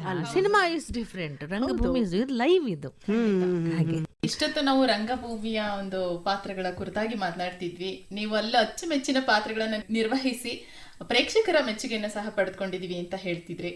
ಈಗ ನಾವು ಕನ್ನಡ ಚಲನಚಿತ್ರರಂಗದ ಕುರಿತಾಗಿ ಮಾತನಾಡೋದಾದ್ರೆ, ನೀವು ಕನ್ನಡ ಕಲಾಭಿಮಾನಿಗಳ ಪುಟ್ಮಲ್ಲಿ ಎಂದೇ ಖ್ಯಾತಿ. ಮುನಿಯಮ್ಮನ ಪಾತ್ರದಲ್ಲಿ ಮಿಂಚಿದ್ದು ಜಾಸ್ತಿ. ಇವರು ಮಾಡದ ಪಾತ್ರಗಳಿಲ್ಲ. ಅಮ್ಮ, ಅತ್ತೆ, ಅಜ್ಜಿ, ಸ್ನೇಹಿತೆ, ಹೀಗೆ ತರಾವರಿ ಪಾತ್ರಗಳನ್ನ ನೀವು ಬಹಳ ಅಚ್ಚುಕಟ್ಟಾಗಿ ನಿಭಾಯಿಸಿದಿರ. ಹಾಸ್ಯ ನಟಿಯಾಗಿ ಕನ್ನಡಿಗರ ಮನಸ್ಸುಗಳನ್ನ ಗೆದ್ದ ಬಹುಮುಖ ಪ್ರತಿಭೆ ನಮ್ಮೆಲ್ಲರ ಅಚ್ಚುಮೆಚ್ಚಿನ ಕನ್ನಡತಿ ಕಲಾಭಿಮಾನಿ ಉಮಾಶ್ರೀ ಅಮ್ಮ. ನೀವು ನಟನೆ ಮಾಡಿದಂತಹ ಸಾಕಷ್ಟು ಸಿನಿಮಾಗಳು ಎಲ್ಲರ ಕನ್ನಡಿಗರ ಮನಸ್ಸಲ್ಲಿ ಹಾಗೆ ಉಳ್ಕೊಂಡಿದೆ. ನೀವು ನಟಿಸಿದಂತಹ ಕೆಲವು ಪ್ರಸಿದ್ಧ ಸಿನಿಮಾಗಳಂತ ಹೇಳೋದಾದ್ರೆ ಪುಟ್ನಂಜ, ಅನುಭವ, ಚೆಲುವ, ಪ್ರೀತ್ಸೋತ್ತಪ್ಪ, ಜೀವನದಿ, ಕೋತಿಗಳು ಸರ್ ಕೋತಿಗಳು, ಹೀಗೆ ಈ ತರದೊಂದು ಯಾರಿಗೂ ಸಾಲತ್ತೆ ಸಂಬಳ. ಖಂಡಿತ ಖಂಡಿತ. ಎಲ್ಲವನ್ನ ಹೇಗ್ ನಿಭಾಯಿಸ್ತೀರಾ ಮೇಡಮ್? ಒಂದೊಂದು ಪಾತ್ರ ಒಂದೊಂದಕ್ಕೆ ಹೋಲಿಸಿದ್ರೆ ಬಹಳ ವಿಭಿನ್ನವಾಗಿರುತ್ತೆ. ಈಗ ಅಜ್ಜಿ ಪಾತ್ರ ಅಂದ್ರೆ ಅದಕ್ಕೆ ಆದಂತ ಯೋಚನೆಗಳು ಬೇಕು, ಭಾವನೆಗಳು ಎಲ್ಲವನ್ನ ತುಂಬಿಸ್ಬೇಕು. ಅಜ್ಜಿ ಪಾತ್ರ, ಅಮ್ಮ ಪಾತ್ರ, ಸ್ನೇಹಿತೆ ಪಾತ್ರ, ತರ್ಲೆ, ತಮಾಷೆ, ಹಾಸ್ಯ, ಇವೆಲ್ಲವನ್ನ ಹೇಗ್ ನಿಭಾಯಿಸ್ತೀರಾ? ತುಂಬಾ ಸಿಂಪಲ್ ಆಗಿ ಹೇಳ್ಬೇಕು ಅಂತಂದ್ರೆ, ನಿಮ್ಮ ಮನೇಲಿ ನೀವೇನ್ ಮಾಡ್ತೀರಮ್ಮ? ಒಂದು ರಂಗೋಲಿ ಹಾಕ್ತೀರಾ, ಖಂಡಿತ ಆಯ್ತಾ? ಒಂದು ರಂಗೋಲಿ ಹಾಕ್ತಾನೆ 1 ದಿವಸ 2 ದಿವಸ 3 ದಿವಸ ಅದನ್ನ ಡೆವಲಪ್ ಮಾಡ್ಕೋತಾ ಹೋಗ್ತೀರಾ. ಇವತ್ತು ಪುಟ್ಟದ್ ಕಲಿತೀರಾ, ನಾಳೆ ದೊಡ್ಡದ್ ಕಲಿತೀರಾ, ಇನ್ನೇನೋ ಬೇರೆದ್ ಕಲಿತೀರಾ, ಆಮೇಲೆ ಇನ್ನೊಂದ್ ದಿವಸ ಏನ್ ಮಾಡ್ತೀರಿ, ಸಲ ದೇವ್ರ ಪೂಜೆಗೆ ನಾವು ಬೇರೆ ತರ ಮಾಡ್ಬೇಕು ಅಲ್ವಾ, ಕಲರ್ ತುಂಬ್ತೀರಾ. ಆಮೇಲೆ ಏನ್ ಮಾಡ್ತೀರಾ, ಒಂದಷ್ಟು ಹೂಗಳಿಡ್ತಾ ಹೋಗ್ತೀರಾ, ಪುಟ್ಟದ್ಗೆ ದೊಡ್ಡದ್ ಮಾಡ್ತೀರಾ, ಮಾರ್ಕೆಟ್ಗೆ ಹೋಗ್ತೀರಾ, ವೆರೈಟಿ ತರ್ತೀರಾ, ಆಮೇಲೆ ಏನೋ ಚಿಣಿಮಿಣಿನೆಲ್ಲ ಅಲಂಕಾರ. ಸೊ ಒಂದು ಸಣ್ಣದ್ರಿಂದ ನಿಮ್ಮಲ್ಲಿ ಮೂಡೋ ಒಂದು ಸಣ್ಣ ಚಿತ್ರ ಕಲಾಕೃತಿ ಕೊನೆಗೆ ಹೋಗ್ತಾ ನೀವು ಇಂಟ್ರೆಸ್ಟ್ ತಗೊಂಡ್ರೆ, ಅದರಲ್ಲಿ ಇನ್ವಾಲ್ವ್ ಆಗ್ತಾ ಹೋದ್ರೆ, ಅದನ್ನ ಪ್ರೀತಿಸ್ತಾ ಹೋದ್ರೆ, ಬೇರೆಯವ್ರಿಗೆ ಈ ವರ್ಷ ನನ್ನ ಫ್ರೆಂಡ್ ಹಂಗ್ ಮಾಡಿಲ್ಲ, ಈ ಸಲ ನಾನ್ ಹಿಂಗ್ ಮಾಡ, ಈ ಸಲ ಎಲೆಗಿಲೆ ಎಲ್ಲ ಹಾಕ್ ಮಾಡೋಣ, ನಾಳೆ ಅಲ್ವಾ ಬಾಳೆ ಎಲೆ ಹಾಕ್ ಮಾಡೋಣ, ನಾಳೆ ವಿಳೆದೆಲೆ ಹಾಕ್ ಮಾಡೋಣ, ಇನ್ನೇನೋ ಸೊ ಈ ಸಲ ಈ ತರ ಸೀರೆ ಉಡ್ಸಿದ್ವಲ್ಲ ದೇವ್ರಿಗೆ, ಈ ತರ ಇಲ್ಲ ಬೇಡ ಈ ಸಲ ಬೇರೆ ತರ ಉಡ್ಸೋಣ, ಕೈ ಕಾಲೆಲ್ಲ ತಂದಿಟ್ಬಿಡೋಣ. ಒಂದು ಪೂಜೆಯಿಂದ ಇನ್ನೊಂದು ಪೂಜೆಗೆ ಏನೆಲ್ಲ ಚೇಂಜ್ ಮಾಡ್ಕೋತಾ ಹೋಗ್ತೀರಾ ಅಲ್ವಾ. ಈ ಸಲ ಅಡಿಗೆ ನಾನು ಹೋದ್ಸಲ ಯಾಕೋ ಸರಿ ಹೋಗ್ಲಿಲ್ಲ, ಈ ಸಲ ಚಕ್ಕೆ ಜಾಸ್ತಿ ಆಗ್ಬಿಟ್ಟಿದೆ, ಅಯ್ಯೋ ಇಲ್ಲಪ್ಪ ಈ ಸಲ ಹುಳಿ ಜಾಸ್ತಿ ಆಗ್ಬಿಟ್ಟೆ, ನೋ ಇಲ್ಲ ಇದನ್ನ ಮಾಡ ಅದು. ಸೊ ಡೇ ಬೈ ಡೇ ನಿಮ್ಮ ಗೃಹಿಣಿಯಾಗಿಯೇ ನೀವು ಮೋಲ್ಡ್ ಆಗ್ತಾ ಹೋಗ್ತೀರಾ. ಹೌದು, ಎಷ್ಟೋ ವರ್ಷಗಳ ನಂತರ ಹಿಂಗ್ ಟಿಪ್ ಮೇಲೆ ಹೇಳಿದ ತಕ್ಷಣ ಟಕ್ ಟಕ್ ಟಕ್ ಟಕ್ ಅಂತ ಮಾಡ್ತಿರ್ತೀರ. ಇಷ್ಟು ಒಳ್ಳೆ ಎಕ್ಸಾಂಪಲ್ ಕೊಡ್ತಾ ಇದೀರ ಅಲ್ವಾ, ಟಕ ಅಂತ ಮಾಡ್ತೀರ. ಆಮೇಲೆ ಬಿಗಿನಿಂಗ್ ಡೇಸ್ ಅಲ್ಲಿ ಮದುವೆ ಆಗಿ ಬಂದು ಹೊಸದ್ರಲ್ಲಿ ನಿಮ್ಗೆ ಏನ್ ಅನ್ಸುತ್ತೆ, ಅಯ್ಯಪ್ಪ ಯಾರಪ್ಪ ಮಾಡ್ತಾರೆ, ಅಯ್ಯೋ ದೇವ್ರೇ ಅಂತಿರ್ತಾರೆ. ಹೌದಾ, ಸಣ್ಣ ಹುಡುಗಿರಲ್ಲಿ ಅಯ್ಯೋ ದೇವ್ರೇ ಇಷ್ಟು ಮಾಡ್ಬೇಕಾ, ಬೆಳಗ್ಗೆನೆ ಎದ್ದೋಳ್ಬಿಡ್ಬೇಕಾ, ಅಯ್ಯೋ ಬೆಳಗ್ಗೆನೆ ಎದ್ದೋಳ್ಬಿಡ್ಬೇಕಾ. ಗಂಡ ಹೆಂಡತಿ ಇನ್ನೂ ಹೊಸದಾಗಿ ಮದುವೆ ಮಾಡ್ಕೊಂಡು ಬಂದಿರ್ತಾರ, ಬೆಳಗ್ಗೆ ಅತ್ತೆನೇ ಬೇಗ ಹೇಳ್ಬೇಕು, ಬೇಗ ಅವ್ರು ಮೊದಲೇ ಎಕ್ಸ್ಪೀರಿಯನ್ಸ್ಡು, ಬೇಗ ಎದ್ರೇನೆ ಕೆಲಸಗಳಾಗೋದು, ಮಕ್ಕಳ ಸ್ಕೂಲಿಗೆ ಕಳ್ಸೋಕೆ ಗೊತ್ತು, ಎಕ್ಸ್ಪೀರಿಯನ್ಸ್. ಅದನ್ನ ಇವ್ರಿಗೆ ಕಲ್ಸಕ್ಕೆ ಹೋಗ್ತಿರ್ತಾರೆ. ಬೇಗ ಎದ್ದೊಳ್ಬೇಕು, ಬೇಗ ಕೆಲಸ ಮುಗಿಸ್ಬೇಕು, ಕ್ಲೀನಾಗಿ ಇಟ್ಕೋಬೇಕು, 11 ಗಂಟೆ 12 ಗಂಟೆಗೆಲ್ಲ ಮುಗಿಸ್ಬಿಡ್ಬೇಕು, ಆಮೇಲೆ ಸ್ವಲ್ಪ ರೆಸ್ಟ್ ಮಾಡಬೇಕು. ಇವ್ರು ಏನೇನೇನು ಎಕ್ಸ್ಪೀರಿಯನ್ಸ್ ಇರುತ್ತೋ ಅದನ್ನೆಲ್ಲ ಸೊಸೆದ್ರಿಗೆ ಹೇಳ್ಕೊಡ್ತಾ ಹೋಗ್ತಾರೆ. ಬಟ್ ಅವ್ರಿಗೆ ಅಯ್ಯೋ ದೇವ್ರೆ ಏನು ಹಿಂಗೆ ಹಿಂಸೆ ಕೊಡ್ತಾರೆ, ಏನು ಹಿಂಸೆ ಕೊಡ್ತಾರೆ ಅಂತಾರೆ. ಆದರೆ ಅದೇ 15-20 ವರ್ಷ ಆದಮೇಲೆ ಬೆಳಗ್ಗೆ 6 ಗಂಟೆಗೆ ಮಗಳು ಓಡ್ತಾ ಇದ್ದಾಳೆ, ಎದ್ದು ಓಡ್ತಿರ್ತಾರೆ. ಅಂದ್ರೆ ದಿಸ್ ಇಸ್ ಎಕ್ಸ್ಪೀರಿಯನ್ಸ್ ಅಮ್ಮ. ಒಂದಷ್ಟು ವರ್ಷಗಳಾದ್ಮೇಲೆ ನೀವೇ ನಿಮ್ಮ ಲೈಫ್ನ ಮೋಲ್ಡ್ ಮಾಡ್ಕೋತಾ ಹೋಗ್ತೀರಿ. ನೀವು ಎಲ್ಲವೂ ನಿಮಗೆ ಬದುಕು ಕಲಿಸ್ತಾ ಹೋಗುತ್ತೆ. ಹಾಗೆ ಕಲಾವಿದೆಯಾಗಿ ನನಗೂ ಸಹ ಸಣ್ಣ ಸಣ್ಣ ಪಾತ್ರಗಳನ್ನು ಮಾಡ್ತಾ ಮಾಡ್ತಾ ಮಾಡ್ತಾ ಮಾಡ್ತಾ ನಾನೇ ಇದನ್ನು ಹೀಗೆ ಮಾಡಿದ್ರೆ ಚಂದವೋ, ಹಾಗೆ ಮಾಡಿದ್ರೆ ಚಂದವೋ, ಇದನ್ನು ಹೀಗೆ ಮಾಡೋಣ, ಅದನ್ನು ಹಾಗೆ ಮಾಡೋಣ. ಅವ್ರು ನೋಡು ಒಬ್ಬ ಭಿಕ್ಷುಕ, ಓ ಹಾಗಿದ್ದಾನೆ, ಓ ಒಂದು ಮಾಡ್ರನ್ ಹುಡುಗಿ ಈ ಥರ ಇದ್ದಾಳೆ, ಓ ಈ ಥರ ಇರಬೇಕು, ಓ ಕಟಿಂಗ್ ಹಂಗಿದೆ, ಹಿಂಗೆ ಸಿ ಅಬ್ಸರ್ವೇಷನ್. S S. ನೀವು ನಿಮ್ಮ ಮನೆಗಳಲ್ಲಿ ನಿಮ್ಮ ನಾದ್ನಿಯರು, ನಿಮ್ಮ ಅಕ್ಕದಿರು, ನಿಮ್ಮ ತಂಗಿಯರು, ನಿಮ್ಮ ಅತ್ತೆ, ನಿಮ್ಮ ಅಮ್ಮ ಎಷ್ಟು ಜನ ಏನೆಲ್ಲ ಹೇಳ್ಕೊಟ್ಟಿದ್ದೆಲ್ಲ ಗಮನಿಸಿ ಕಲಿತು ಮಾಡಿ. ನಾವು ಹಾಗೆ ಸಮಾಜದ ಹೊರಗಡೆ ಇರೋ ಕ್ಯಾರೆಕ್ಟರ್ಸ್ನ ನೋಡ್ತಾ ನೋಡ್ತಾ ನೋಡ್ತಾ ಗಮನಿಸ್ತಾ ಇರ್ತೀವಿ, ಅಳವಡಿಸ್ಕೊತಾ ಇರ್ತೀವಿ. ಈ ಪಾತ್ರ ಹೀಗೆ ಮಾಡೋಣ, ಈ ಮೇಕಪ್ ಹೀಗೆ ಮಾಡ್ಕೊಳ್ಳೋಣ, ಈ ಕಾಸ್ಟ್ಯೂಮ್ ಹೀಗೆ ಹಾಕ್ಕೊಳ್ಳೋಣ, ಈ ಭಾಷೆ ಮಾಡಿದರೆ ಈ ನಮ್ಮ ಕನ್ನಡ ಭಾಷೆಯಲ್ಲಿ ಎಷ್ಟು ವಿಧ ವಿಧವಾದಂತಹ ಸ್ಲ್ಯಾಂಗ್ಗಳಿದೆ, ಇದನ್ನು ಅಳವಡಿಸೋಣ ಅಂತ ನಮ್ಮ ತಲೆ ಓಡ್ತಾ ಇರುತ್ತೆ, ನಡೀತಾ ಇರುತ್ತೆ ಕ್ರಿಯೆ ಒಳಗಡೆ. ಸೊ ಯಾವ ರೀತಿ ಮಾಡೋಣ ಅಂತ ಆಗ ಅದನ್ನ ಅಳವಡಿಸಿದಾಗ ಅದೇ ಒಂದು ಕ್ರಿಯಾತ್ಮಕವಾಗಿ ರಚನಾತ್ಮಕವಾಗಿ ಹೊರಮೂಡ್ತಾ ಇರುತ್ತೆ. ಇಷ್ಟೇ, ವೆರಿ ಸಿಂಪಲ್. ಕರೆಕ್ಟ್. ಈಗ ನಾವು ಕೋತಿಗಳು ಸರ್ ಕೋತಿಗಳದ್ರಲ್ಲಿ ನೀವು ಮುನಿಯಮ್ಮನ ಪಾತ್ರ ಮಾಡ್ತೀರಾ. ಈಗ ನಮಗೆ ಉಮಾಶ್ರೀ ಅಂದ ತಕ್ಷಣ ಒಂದು ತುಂಬ ಒಂಥರ ಲವಲವಿಕೆ ಆದಂತಹ ಒಂದು ಪಾತ್ರ, ಒಂದು ಕಾಮಿಡಿ. ನೀವು ಬಂದರೆ ಅಂದರೆ ಎಲ್ಲರೂ ಒಂಥರ ಹೇ ಮೇಡಮ್ ಬಂದರು, ಏನು ನಗಿಸ್ತಾರೆ ಇವಾಗ ಉಮಾಶ್ರೀ ಅವ್ರು ಬಂದರು ಅಂತ ಒಂದು ಅಬ್ಸರ್ವೇಷನಲ್ಲಿ ನಾವು ನೋಡ್ತಾ ಇರ್ತೀವಿ. ಅಂಥದ್ರಲ್ಲಿ ಪುಟ್ನಂಜ ಪಾತ್ರದಲ್ಲಿ ನೀವು ತುಂಬಾ ಸೀರಿಯಸ್ ಆದಂತಹ ಒಂದು ಪಾತ್ರವನ್ನು ಮಾಡಿದ್ರ. ಆಮೇಲೆ ದಿಗ್ಗಜರು ಸಿನಿಮಾನೂ ಆಗಿರ್ಬೋದು. ಉಮಾಶ್ರೀ ಅವರು ಕಾಮಿಡಿಯಾಗಿ ಆ್ಯಕ್ಟ್ ಮಾಡೋರು ಸೀರಿಯಸ್ ಆಗಿ ಮಾಡ್ತಿದ್ದಾರೆ. ಹೇಗೆ ಮಾಡ್ತಾರೆ ನೋಡೋಣ ಅಂತ ಜನ ತುಂಬ ಕಾತರದಿಂದ ಕಾಯ್ತಾ ಇರೋವಂಥ ಸಮಯದಲ್ಲಿ ನೀವು ಆ ಪಾತ್ರಕ್ಕೆ ಏನು ಜೀವ ತುಂಬಿದಿರಿ ಮೇಡಮ್. ಈಗಲೂ ಸಹ ಕಣ್ಮುಚ್ಕೊಂಡ್ರೆ ಪುಟ್ನಂಜ ಪಾತ್ರದಲ್ಲಿ, ಆ ಸಿನಿಮಾದಲ್ಲಿ ಆ ನಿಮ್ಮ ಪಾತ್ರ ಏನಿದೆ ಖಂಡಿತ ಮರೆಯೋಕ್ಕಂತೂ ಸಾಧ್ಯವೇ ಇಲ್ಲ ಮ್ಯಾಮ್, ಯಾರಿಗೂ ಸಾಧ್ಯ ಇಲ್ಲ. ರಂಗಭೂಮಿಯವರೆಲ್ಲ ನಾನು ಸಿನಿಮಾಗೆ ಹೋದಾಗ ನಮ್ಮ ಡಾಕ್ಟರ್ ವಿಜಯಮ್ಮ ಅವರಿಂದ ಹಿಡ್ಕೊಂಡು ಹೇಳ್ತೀನಿ, ಅಷ್ಟು ಒಳ್ಳೆ ನಟಿ ಸಿನಿಮಾಗೆ ಹೋದ ಮೇಲೆ ಏನಯ್ಯ ಇಂಥ ಡಬಲ್ ಮೀನಿಂಗ್ಗಳು, ಕೆಟ್ಟ ಕೆಟ್ಟ ಪಾತ್ರಗಳು, ಥೂ ಸಿನಿಮಾದಲ್ಲಿ ಏನಯ್ಯ ಇಂಥದ್ದು ಕೊಡ್ತಾ ಇದ್ರೆ ಹುಡುಗಿಗೆ, ಎಷ್ಟು ವೆರೈಟಿ ಆಫ್ ರೋಲ್ಸ್ ಮಾಡೋ ಕೆಪಾಸಿಟಿ ಇದೆ ಅವಳಿಗೆ ಅಂತ ನೊಂದ್ಕೋತಿದ್ರು ಅವತ್ತಿನ ಕಾಲಕ್ಕೆ ಎಲ್ಲರೂ ತುಂಬ ಜನ. ಇಲ್ಲೇನಾಯಿತು, ಹೊಟ್ಟೆ ಪಾಡ್ಗೋಸ್ಕರ ನಾನು ಬಂದಿದ್ದೆಲ್ಲ ಒಪ್ಕೊಂಡು ಮಾಡೋಕ್ಕೆ ಶುರು ಮಾಡಿದೆ. ಒಂದು 10-15 ವರ್ಷ ಆದ ಮೇಲೆ ನಾನು ಇಲ್ಲ, ನನಗೆ ಡಬಲ್ ಮೀನಿಂಗ್ ನಾನು ಹೇಳಲ್ಲ, ಇದು ಮಾಡಲ್ಲ, ಅದು ಮಾಡಲ್ಲ ಅಂತ ಹೇಳಿ ಶುರು ಮಾಡಿಕೊಂಡೆ. ನಮ್ಮ ಸಾಯಿ ಪ್ರಕಾಶ್ ಅವರ ಗೋಲ್ಮಾಲ್ ರಾಧಾಕೃಷ್ಣನ ಶುರು ಮಾಡಿಕೊಂಡೆ ನಾನು. ಅದಾದಮೇಲೆ ಬಹುಶಃ ಪುಟ್ನಂಜ ಹಿಂದೆ ಇನ್ನೊಂದು ಸಿನಿಮಾನು ಮಾಡಿದ್ದೆ. ಅಲ್ಲಿವರೆಗೂ she is fit for comedy ಅನ್ನೋ ಥರದಲ್ಲೇ, ಕಾಮಿಡಿ ಡಬಲ್ ಮೀನಿಂಗ್ ಅನ್ನೋ ಥರದಲ್ಲೇ ಇತ್ತು. ಆಮೇಲೆ ನಮ್ಮ ಸುರೇಶ್ ಅವ ಅಸಿಸ್ಟೆಂಟ್ ಡೈರೆಕ್ಟರ್ ಆದ್ರು ರವಿಚಂದ್ರ ಅವ್ರ ಹತ್ರ. ಅವರು ಈ ಪುಟ್ಮಲ್ಲಿ ಪಾತ್ರಕ್ಕೆ ಇವರನ್ನು ಹಾಕೊಳ್ಳಿ ಅಂದಾಗ ರವಿಚಂದ್ರ ಏನಯ್ಯ ಇಷ್ಟು ಸೀರಿಯಸ್ ರೋಲು, ಇಷ್ಟು ಘನತೆವೆತ್ತ ರೋಲು, ಒಂದು ವೆಯ್ಟೇಜ್ ಇದೆ, ಅದಕ್ಕೆ ಇದನ್ನ ಹಾಕೊಳ್ಳೋದ, ಈ ಅಮ್ಮನ ಹಾಕೊಳ್ಳೋದ ಅಂತ. ಇಲ್ಲ ನೀವು ಹಾಕೊಳ್ಳಿ ನೋಡಿ, ಯಾಕಂದ್ರೆ ಅವ್ನು ಥಿಯೇಟ್ರಲ್ಲಿ ಒಡಲಾಳ ಸಾಕವನ್ನು ನೋಡಿದ್ನಲ್ಲ. ಸೊ 82ನಲ್ಲಿ ಇದನ್ನ ನಾವು ಮಾಡಿದ್ 95 ಅಲ್ಲಿ. ಸೊ ಅದನ್ನ ಮಾಡಿದ್ದು ನೋಡಿದ್ರಿಂದ ಇದಕ್ಕೆ ಹಾಕೊಳ್ಳೋದಕ್ಕೆ ಸೂಕ್ತ ಅಂತ ಅವ್ನಿಗೆ ಅನಿಸಿತ್ತು. ಸೊ ರವಿಚಂದ್ರ ಕನ್ವಿನ್ಸ್ ಮಾಡಿ ರವಿಚಂದ್ರ ಅವರು ಒಪ್ಕೊಂಡು ಮಾಡಿಸಿದ್ರು. ಆ ಪಾತ್ರ ಮಾಡ್ತಿದ್ದ ಹಾಗೆ ರವಿಚಂದ್ರ ಇವಳು ನಾನು ಅಂಡರ್ ಎಸ್ಟಿಮೇಟ್ ಮಾಡ್ಕೋಬಾರ್ದಾಗಿತ್ತು ಅಂತ ಅವ್ರು ಎಷ್ಟೋ ಸಲ ಭಾಷೆ, ನನಗೆ ಗೊತ್ತೇ ಇರಲಿಲ್ಲ ಇವಳು ಇಷ್ಟು ಮಾಡ್ತಾಳೆ ಅಂತ. ನನ್ನ ಸಿನಿಮಾಗೆ ಅವಳೇ ಹೀರೋ ಅಷ್ಟು ಮಟ್ಟಿಗೆ ಪಾಪ ಪ್ರೀತಿಯಿಂದ ಹೇಳ್ತಾರೆ ಎಲ್ಲ. ಹಾಗಿದ್ದು ಅದರಲ್ಲಿ ನಿಮ್ಮ ಪಾತ್ರನೇ ತುಂಬಾ ಗಮನಾರ್ಹವಾದಂತ ಒಂದು ಪಾತ್ರ. ಅದೇ ಬಂದಿರೋದು, ರಂಗಭೂಮಿನಲ್ಲಿ ನಾವು ಕಾಮಿಡಿ ಮಾಡೋದು ಹೆಂಗೆ ಅಂತ ಕಲ್ತ್ಕೊಂಡ್ವಿ, ಪೌರಾಣಿಕ ನಾಟಕಗಳನ್ನು ಮಾಡೋದೇ ಗ್ರಾಮೀಣ ರಂಗಭೂಮಿಲಿ ಕಲ್ತ್ಕೊಂಡ್ವಿ.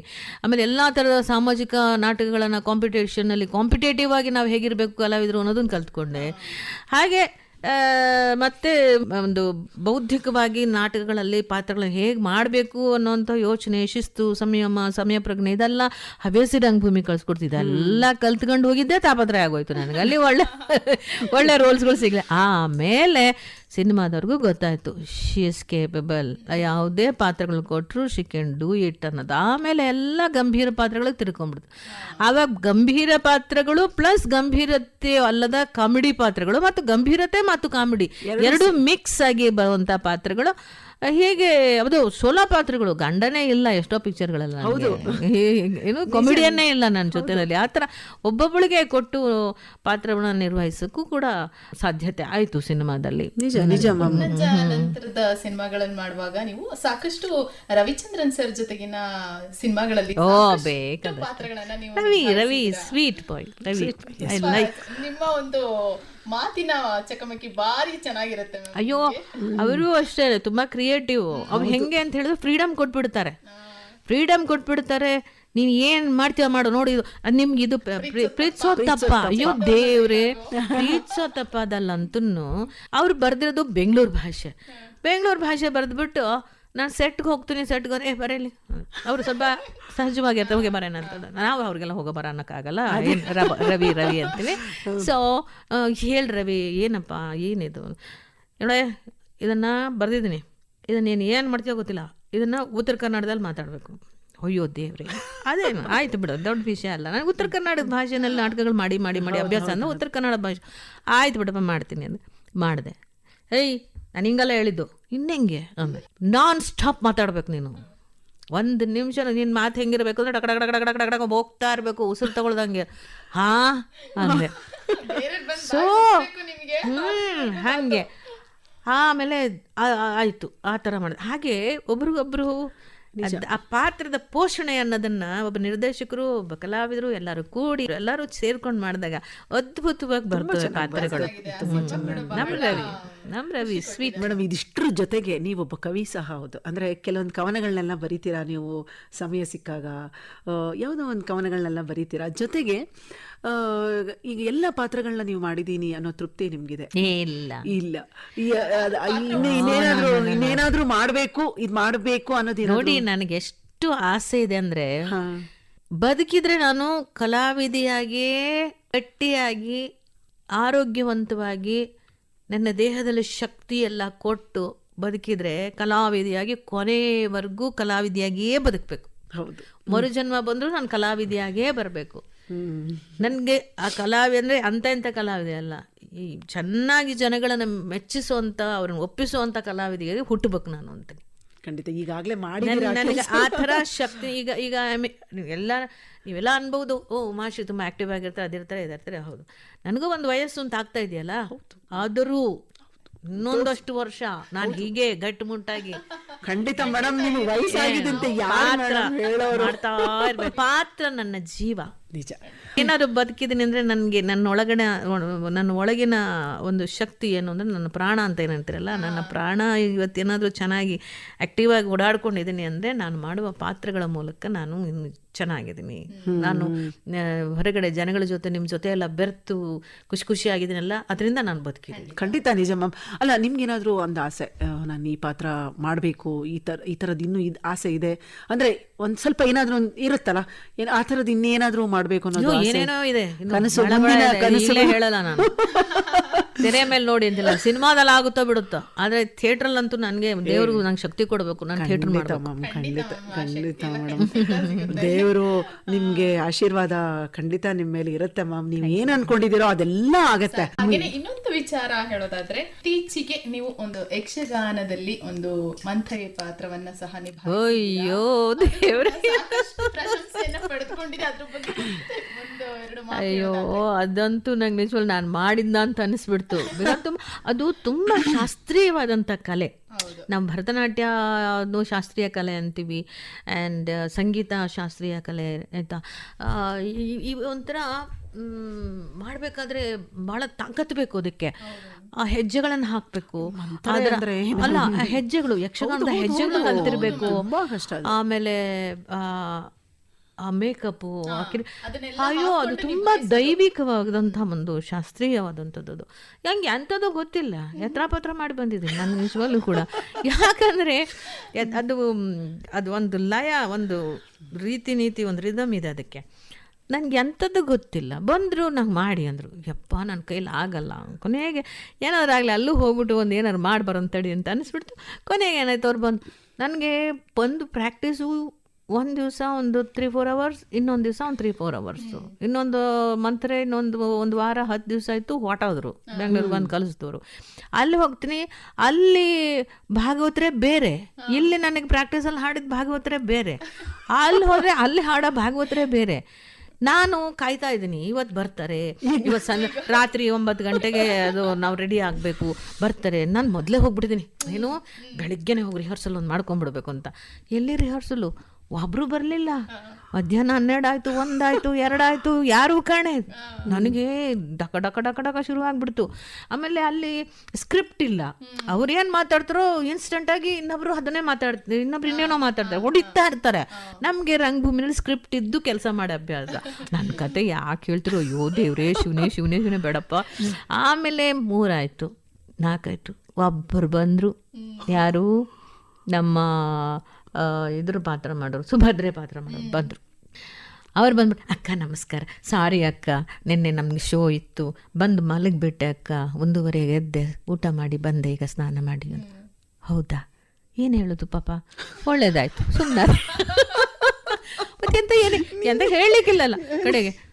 ಮತ್ತು ನನ್ನ ಸಂಭಾಷಣೆ ಏನು ಹೇಳಬೇಕಂತ ಗೊತ್ತಿಲ್ಲ, ಸೊ ಹಾಗಾಗಿ ನೀವು ಈಗ ಬಂದಿದ್ರಿ, ಇನ್ನೊಂದು 3-4 ತಾಸಲ್ಲಿ ಬಣ್ಣ ಹಚ್ಚಬೇಕು, ನಂಗೆ ಹೇಗೆ ಮಾಡ್ಬೇಕಂತ ಗೊತ್ತಾಗ್ತಿಲ್ಲ, ಎಂತ ಮಾಡೋದು. ಇಲ್ಲ ಅಕ್ಕ, ನೀವೇನು ಮಾತಾಡ್ತೀರಿ ಮಾತಾಡಿ, ಅಡ್ಡಿ ಇಲ್ಲ, ನಾ ಮಾತಾಡ್ತೀನಿ. ಹಂಗಾಗೋದಿಲ್ಲ ರೀ, ನನಗೇನೋ ಒಂದಿಷ್ಟು ಮಾತಾಡಬೇಕಾಗಿದೆ ನೋಡ್ರಿ, ಅವ್ರು ಏನೇನೋ ಇದೆಲ್ಲ ಹೇಳ್ಕೊಟ್ಟಿದ್ರು ಅಂದೆ. ಆಯ್ತಕ್ಕ, ನೀವು ಹೇಳಿ ಅಂದು. ಕಡೆಗೆ ನಾನೇನು ಸಂಭಾಷಣೆ ಶುರು ಮಾಡಿದೆ, ಅವರು ಹೇಳಿದ್ರು, ಇದು ಆಯಿತು ಅದಾಯಿತು. ಕೊನೆಗೆ ನೀವು ಹೋಗಿ ಮತ್ತೆ ಇದನ್ನು ಕಳಿಸ್ಕೊಟ್ಟಿದ್ದೆ, ಇವ್ರು ಭಾಗವತರು ಮಾಡಿದಂಥ ಹಾಡಿನ ರೆಕಾರ್ಡ್ ಇಟ್ಕೊಂಡಿದ್ದಲ್ಲ, ಹೀಗೆ ಆಡಬೇಕು ಅಂತ ಹೇಳಿಬಿಟ್ಟು ಭಾಗವತರು ಕಳಿಸ್ಕೊಡಿ ಅಂತ. ಇವ್ರೇನು ಮಾಡಿದ್ದಾರೆ, ಹೋದವ್ರು ಮರ್ತು ಬಿಟ್ಟಿದ್ದಾರೆ, ಅದನ್ನು ಫಾರ್ವರ್ಡ್ ಮಾಡೇ ಇಲ್ಲ ವಾಟ್ಸಪ್ಪಲ್ಲಿ ಅವ್ರಿಗೆ. ಇವ್ರು 6 ಗಂಟೆಗೆ ಬಂದರು. 6 ಗಂಟೆಗೆ ಬಂದಮೇಲೆ, ಸರ್ ಅಮ್ಮ ನಾನು ಭಾಗವತರು ಇದಕ್ಕೆ ಬಂದು. ಹೌದಾ? ಮತ್ತು ಈಗ 8 ಗಂಟೆಗೆ ನಾನು ಮೇಕಪ್ ಕೂರ್ತೇನೆ, ಮತ್ತು ನೀವು ಈಗ ಬಂದಿದ್ದೀರಿ? ಇಲ್ಲ, ನೀವು ಮಾಡಿ, ನಾವಿದ್ದೇವೆ, ನಾವು ನೋಡ್ತೇವೆ, ನಾವೆಲ್ಲ ಸರಿ ಮಾಡ್ತೇವೆ. ಅಯ್ಯೋ ದೇವ್ರಿ, ಇದೇನಪ್ಪ ಹಿಂಗಾಗೋಯ್ತು. ಅವ್ರು ಏನು ತಾಳನೋ, ಆ ಮೇಳ ಏನೋ, ತಾಳ ಏನೋ, ನನ್ನ ಡೈಲಾಗ್ ಏನೋ, ಶಿವನೇ ನಂಬಿಕೆ. ಅಯ್ಯೋ ದೇವ್ರೆ, ನಿಜವಾಗ್ಲೂ ಹೇಳ್ತೀನಿ, ಕರೆಕ್ಟಾಗಿ 9 ಗಂಟೆಗೆಲ್ಲ ಮೇಕಪ್ ಮಾಡ್ಕೊಂಡು ಹೋದೆ. ನಾನು ಎಂಟ್ರಿ ಶುರು ಆಗೇ ಬಿಡ್ತು. ಇಲ್ಲಿ ನೋಡಿದ್ರೆ TV ಅವ್ರು ಬಂದ್ಬಿಟ್ಟು, ನೀವು ಏನು ಅನಿಸುತ್ತೆ, ಏನಂತೀರಿ, ಇದು ನಿಮ್ಗೆ ಏನು ಅನಿಸುತ್ತೆ, ಇದ್ರ ಬಗ್ಗೆ ಅಭಿಪ್ರಾಯ ಹೇಳಿ ಅಂತ ಇವ್ರು ಬೇರೆ ಮೈಕ್ ಹಿಡ್ಕೊಂಡು ನಿಂತು ಬಿಟ್ಟಿದ್ದಾರೆ.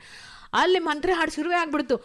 ಬಂದೆ ತಡಿಯಪ್ಪ ನೀನು ಒಳ್ಳೆ ನಾನು ಹಿಡ್ಕೊಂಡು ನಿಂತಿದ್ದೆ ಅಂತ ಓಡಿದ್ದೆ. ನಾನು ಅಲ್ಲಿ ಓಡ್ದೆ, ಏನೋ ಒಂದು ಮಾಡಿದೆ, ಬಂದ್ರೆ ಅಷ್ಟೇ. ಕೊನೆಗೆ ಅದೇನಾಯ್ತು ಪಾಪ, ಎಲ್ಲರೂ ಚಂದ.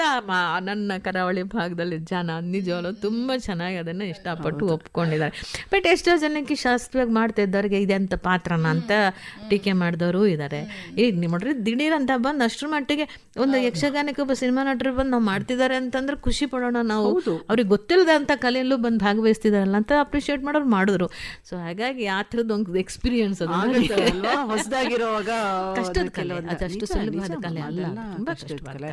ಸೊ ಈಗ ಕೊನೆಯದಾಗಿ, ಈಗ ನಮ್ಮ ಆಕಾಶವಾಣಿಗೆ 90 ವರ್ಷ ಮತ್ತು ನಮ್ಮ ಬೆಂಗಳೂರು ಆಕಾಶವಾಣಿಗೆ 70ನೇ ವರ್ಷದ ಈ ಒಂದು ಸಂದರ್ಭದಲ್ಲಿ ನಮ್ಮೆಲ್ಲ ಕೇಳುಗರ ಪರವಾಗಿ ತಮಗೆ ಧನ್ಯವಾದಗಳನ್ನು ಹೇಳ್ತೀನಿ. ಅದಕ್ಕೂ ಮುಂಚೆ ನಮ್ಮೆಲ್ಲ ಆಕಾಶವಾಣಿಯವ್ರಿಗೆ ನೀವು ಏನು ಹೇಳಕ್ಕೆ ಇಷ್ಟಪಡ್ತೀರಾ ಮ್ಯಾಮ್? ನಿಮ್ಮನ್ನೆಲ್ಲ ನೋಡಿದ್ರೆ ನನಗೆ ಖುಷಿ ಆಗ್ತಾ ಇದೆ. ಎಷ್ಟು ಲೈವ್ಲಿ ಆಗಿದ್ದೀರಾ, ಎಷ್ಟು ಖುಷಿ ಆಗಿದ್ದೀರಾ ನೋಡಿ. ಅಲ್ಲಿ ಹೆಣ್ಮಗಳು ಟೆಕ್ನಿಕಲ್ ವರ್ಕ್ ಮಾಡ್ತಾ ಇದ್ದಾನೆ, ನೀವು ನೋಡಿ ಎಷ್ಟು ಚೆನ್ನಾಗಿ ದಡ ಮಾತಾಡ್ತೀರಿ. ಸರಸ್ವತಿ ಎಷ್ಟು ಚೆನ್ನಾಗಿ ನಿಮ್ಮ ನಾಲಿಗೆ ಮೇಲೆ ಸುಳಿದಾಡ್ತಾ ಇದ್ದಾಳೆ. ನೂತನ್ ಮೇಡಮ್ ಬಂದಿದ್ರು, ಎಷ್ಟು ಚಂದ ಇದ್ದೀರಿ. ನಂಗೆ ನಿಮ್ಮನ್ನೆಲ್ಲ ನೋಡಿದ್ರೆ ನಂಗೆ ತುಂಬ ಖುಷಿ ಆಯಿತು. ಮತ್ತು ಇನ್ನೂ ಹೆಚ್ಚು ಹೆಚ್ಚು ನಿಮಗೆ ಶಕ್ತಿ ಕೊಡಲಿ ಭಗವಂತ. ನೀವೆಲ್ಲರೂ ಕನ್ನಡದ ಸೇವೆಯನ್ನು ಮಾಡ್ತಾ ಇದ್ದೀರಿ, ಎಷ್ಟು ಮುದ್ದಾಗಿದ್ದೀರಿ, ನಿಮ್ಮೆಲ್ಲರಿಗೂ ಒಳ್ಳೆಯದಾಗಲಿ. ಆಮೇಲೆ ಇಲ್ಲಿ ಪಾಪ ಪುರುಷರು ಕೂಡ ನಿಮ್ಮ ಜೊತೆಯಲ್ಲಿ ಎಷ್ಟು ಸಹಕಾರಿಯಾಗಿ ನಿಮ್ಮೆಲ್ಲರಿಗೂ ಮಾರ್ಗದರ್ಶನ ಮಾಡಿಕೊಂಡು ನಿಮ್ಗೆಲ್ರಿಗೂ ಕ್ಷೇಮವಾಗಿ ನಿಮ್ಮನ್ನೆಲ್ಲ ನೋಡ್ಕೊಳ್ತಾ ಎಷ್ಟು ಚಂದವಾಗಿ ಬದುಕ್ತಾ ಇದ್ದಾರೆ. ಒಂಥರ ಈ ಕುಟುಂಬ ಚೆನ್ನಾಗಿದೆ, ಆಕಾಶವಾಣಿ ಕುಟುಂಬ. ಆಯ್ತು, ನಿಮ್ಗೆಲ್ಲರಿಗೂ ಒಳ್ಳೇದಾಗಲಿ, ಭಗವಂತ ಚೆನ್ನಾಗಿಟ್ಟಿರಲಿ. ಇನ್ನೂ ಒಳ್ಳೆ ಕಾರ್ಯಕ್ರಮಗಳನ್ನು ಆಕಾಶವಾಣಿ ಮೂಲಕ ಕನ್ನಡದ ಜನತೆಗೆ ತಲುಪಿಸ್ರಿ. ಹೊಸ ವಿನೂತನವಾದ ಕಾರ್ಯಕ್ರಮಗಳನ್ನು ಮಾಡಿರಿ. ನಾನಿಲ್ಲಿ ಬಂದಾಗ ಒಂದೆರಡು 3 ನಾಟಕಗಳು ಕೂಡ ಆಕಾಶವಾಣಿಲಿ ಮಾಡಿದ್ದೆ. AS ಮೂರ್ತಿಯವರು ಇದ್ದರು, ಆ ಸಂದರ್ಭದ ನಾಟಕಗಳೆಲ್ಲ ಮಾಡಿದ್ದೀನಿ ನಾನು. ಆಕಾಶವಾಣಿಗೆ ಬಹುಶಃ ನಾನಿದು 4-5ನೇ ಸಲ ಬರ್ತಿರ್ಬೋದು ಅನ್ಸುತ್ತೆ. ಖುಷಿ ಆಗತ್ತೆ. ನಮ್ಮ ಆಕಾಶವಾಣಿ ನಮ್ಮ ಹೆಮ್ಮೆ. ತುಂಬಾ ಖುಷಿ ಆಯ್ತು. Thank you. ನಮ್ಮ ಒಂದು ಕರೆಗೆ ಹೋಗ್ಬಿಟ್ಟು ನೀವು ಇಲ್ಲಿವರೆಗೂ ಬಂದು ನಿಮ್ಮ ಅಮೂಲ್ಯವಾದ ಸಮಯವನ್ನ ಕಳೆದ್ರಿ. ಒಳ್ಳೆಯದು ಮೇಡಮ್, ನಿಮ್ಮ ಅನಿಸಿಕೆ ಅಭಿಪ್ರಾಯಗಳನ್ನು ನಮ್ಮೆಲ್ಲರೊಂದಿಗೆ ಹಂಚಿಕೊಂಡಿದ್ದಕ್ಕೆ, ನಮ್ಮ ಆಕಾಶವಾಣಿಗೆ ಬಂದು ನಮ್ಮ ಜೊತೆಗೆ ನಿಮ್ಮ ಮನದಾಳದ ಮಾತುಗಳನ್ನ ಆಡೋದಕ್ಕೆ ಅನಂತ ಧನ್ಯವಾದಗಳು. ನಮಸ್ಕಾರ. ಧನ್ಯವಾದಗಳು ಮೇಡಮ್, ತಮಗೂ ಧನ್ಯವಾದಗಳು. ಆಕಾಶವಾಣಿಯವರಿಗೆಲ್ಲರಿಗೂ, ಸಿಬ್ಬಂದಿ ವರ್ಗಕ್ಕೂ ಮತ್ತು ಕನ್ನಡ ನಾಡಿನ ಕನ್ನಡದ ಜನತೆಗೂ ಎಲ್ಲರಿಗೂ ಸರ್ವರಿಗೂ ಕೂಡ ಶುಭವಾಗಲಿ ಅಂತ ಈ ಸಂದರ್ಭದಲ್ಲಿ ಹಾರೈಸ್ತೇನೆ. ಧನ್ಯವಾದಗಳಮ್ಮ. ನಮಸ್ಕಾರ. ಇದುವರೆಗೂ ಆಕಾಶವಾಣಿ ಬೆಂಗಳೂರು ಕೇಂದ್ರದ 70ರ ಸಂಭ್ರಮದಲ್ಲಿ ವಿಶೇಷ ಕಾರ್ಯಕ್ರಮ ಕೇಳಿದಿರಿ. ಸಿನಿಮಾ ರಂಗದ ಹಿರಿಯ ನಟಿ, ರಂಗಭೂಮಿ ಕಲಾವಿದೆ ಹಾಗೂ 2025ರ ರಾಜ್ಯೋತ್ಸವದ ಡಾಕ್ಟರ್ ರಾಜ್ಕುಮಾರ್ ಪ್ರಶಸ್ತಿ ಪುರಸ್ಕೃತರಾದ ಶ್ರೀಮತಿ ಉಮಾಶ್ರೀ ಅವರೊಂದಿಗಿನ ಸಂದರ್ಶನ ಕೇಳಿದಿರಿ. ಇವರನ್ನು ಸಂದರ್ಶಿಸಿದವರು ಅರುಣಾ ಪ್ರಕಾಶ್ ಮತ್ತು ಚೈತ್ರ NS. ಈ ಕಾರ್ಯಕ್ರಮ ಆಕಾಶವಾಣಿ ಬೆಂಗಳೂರು ಕೇಂದ್ರದ ಕೊಡುಗೆ.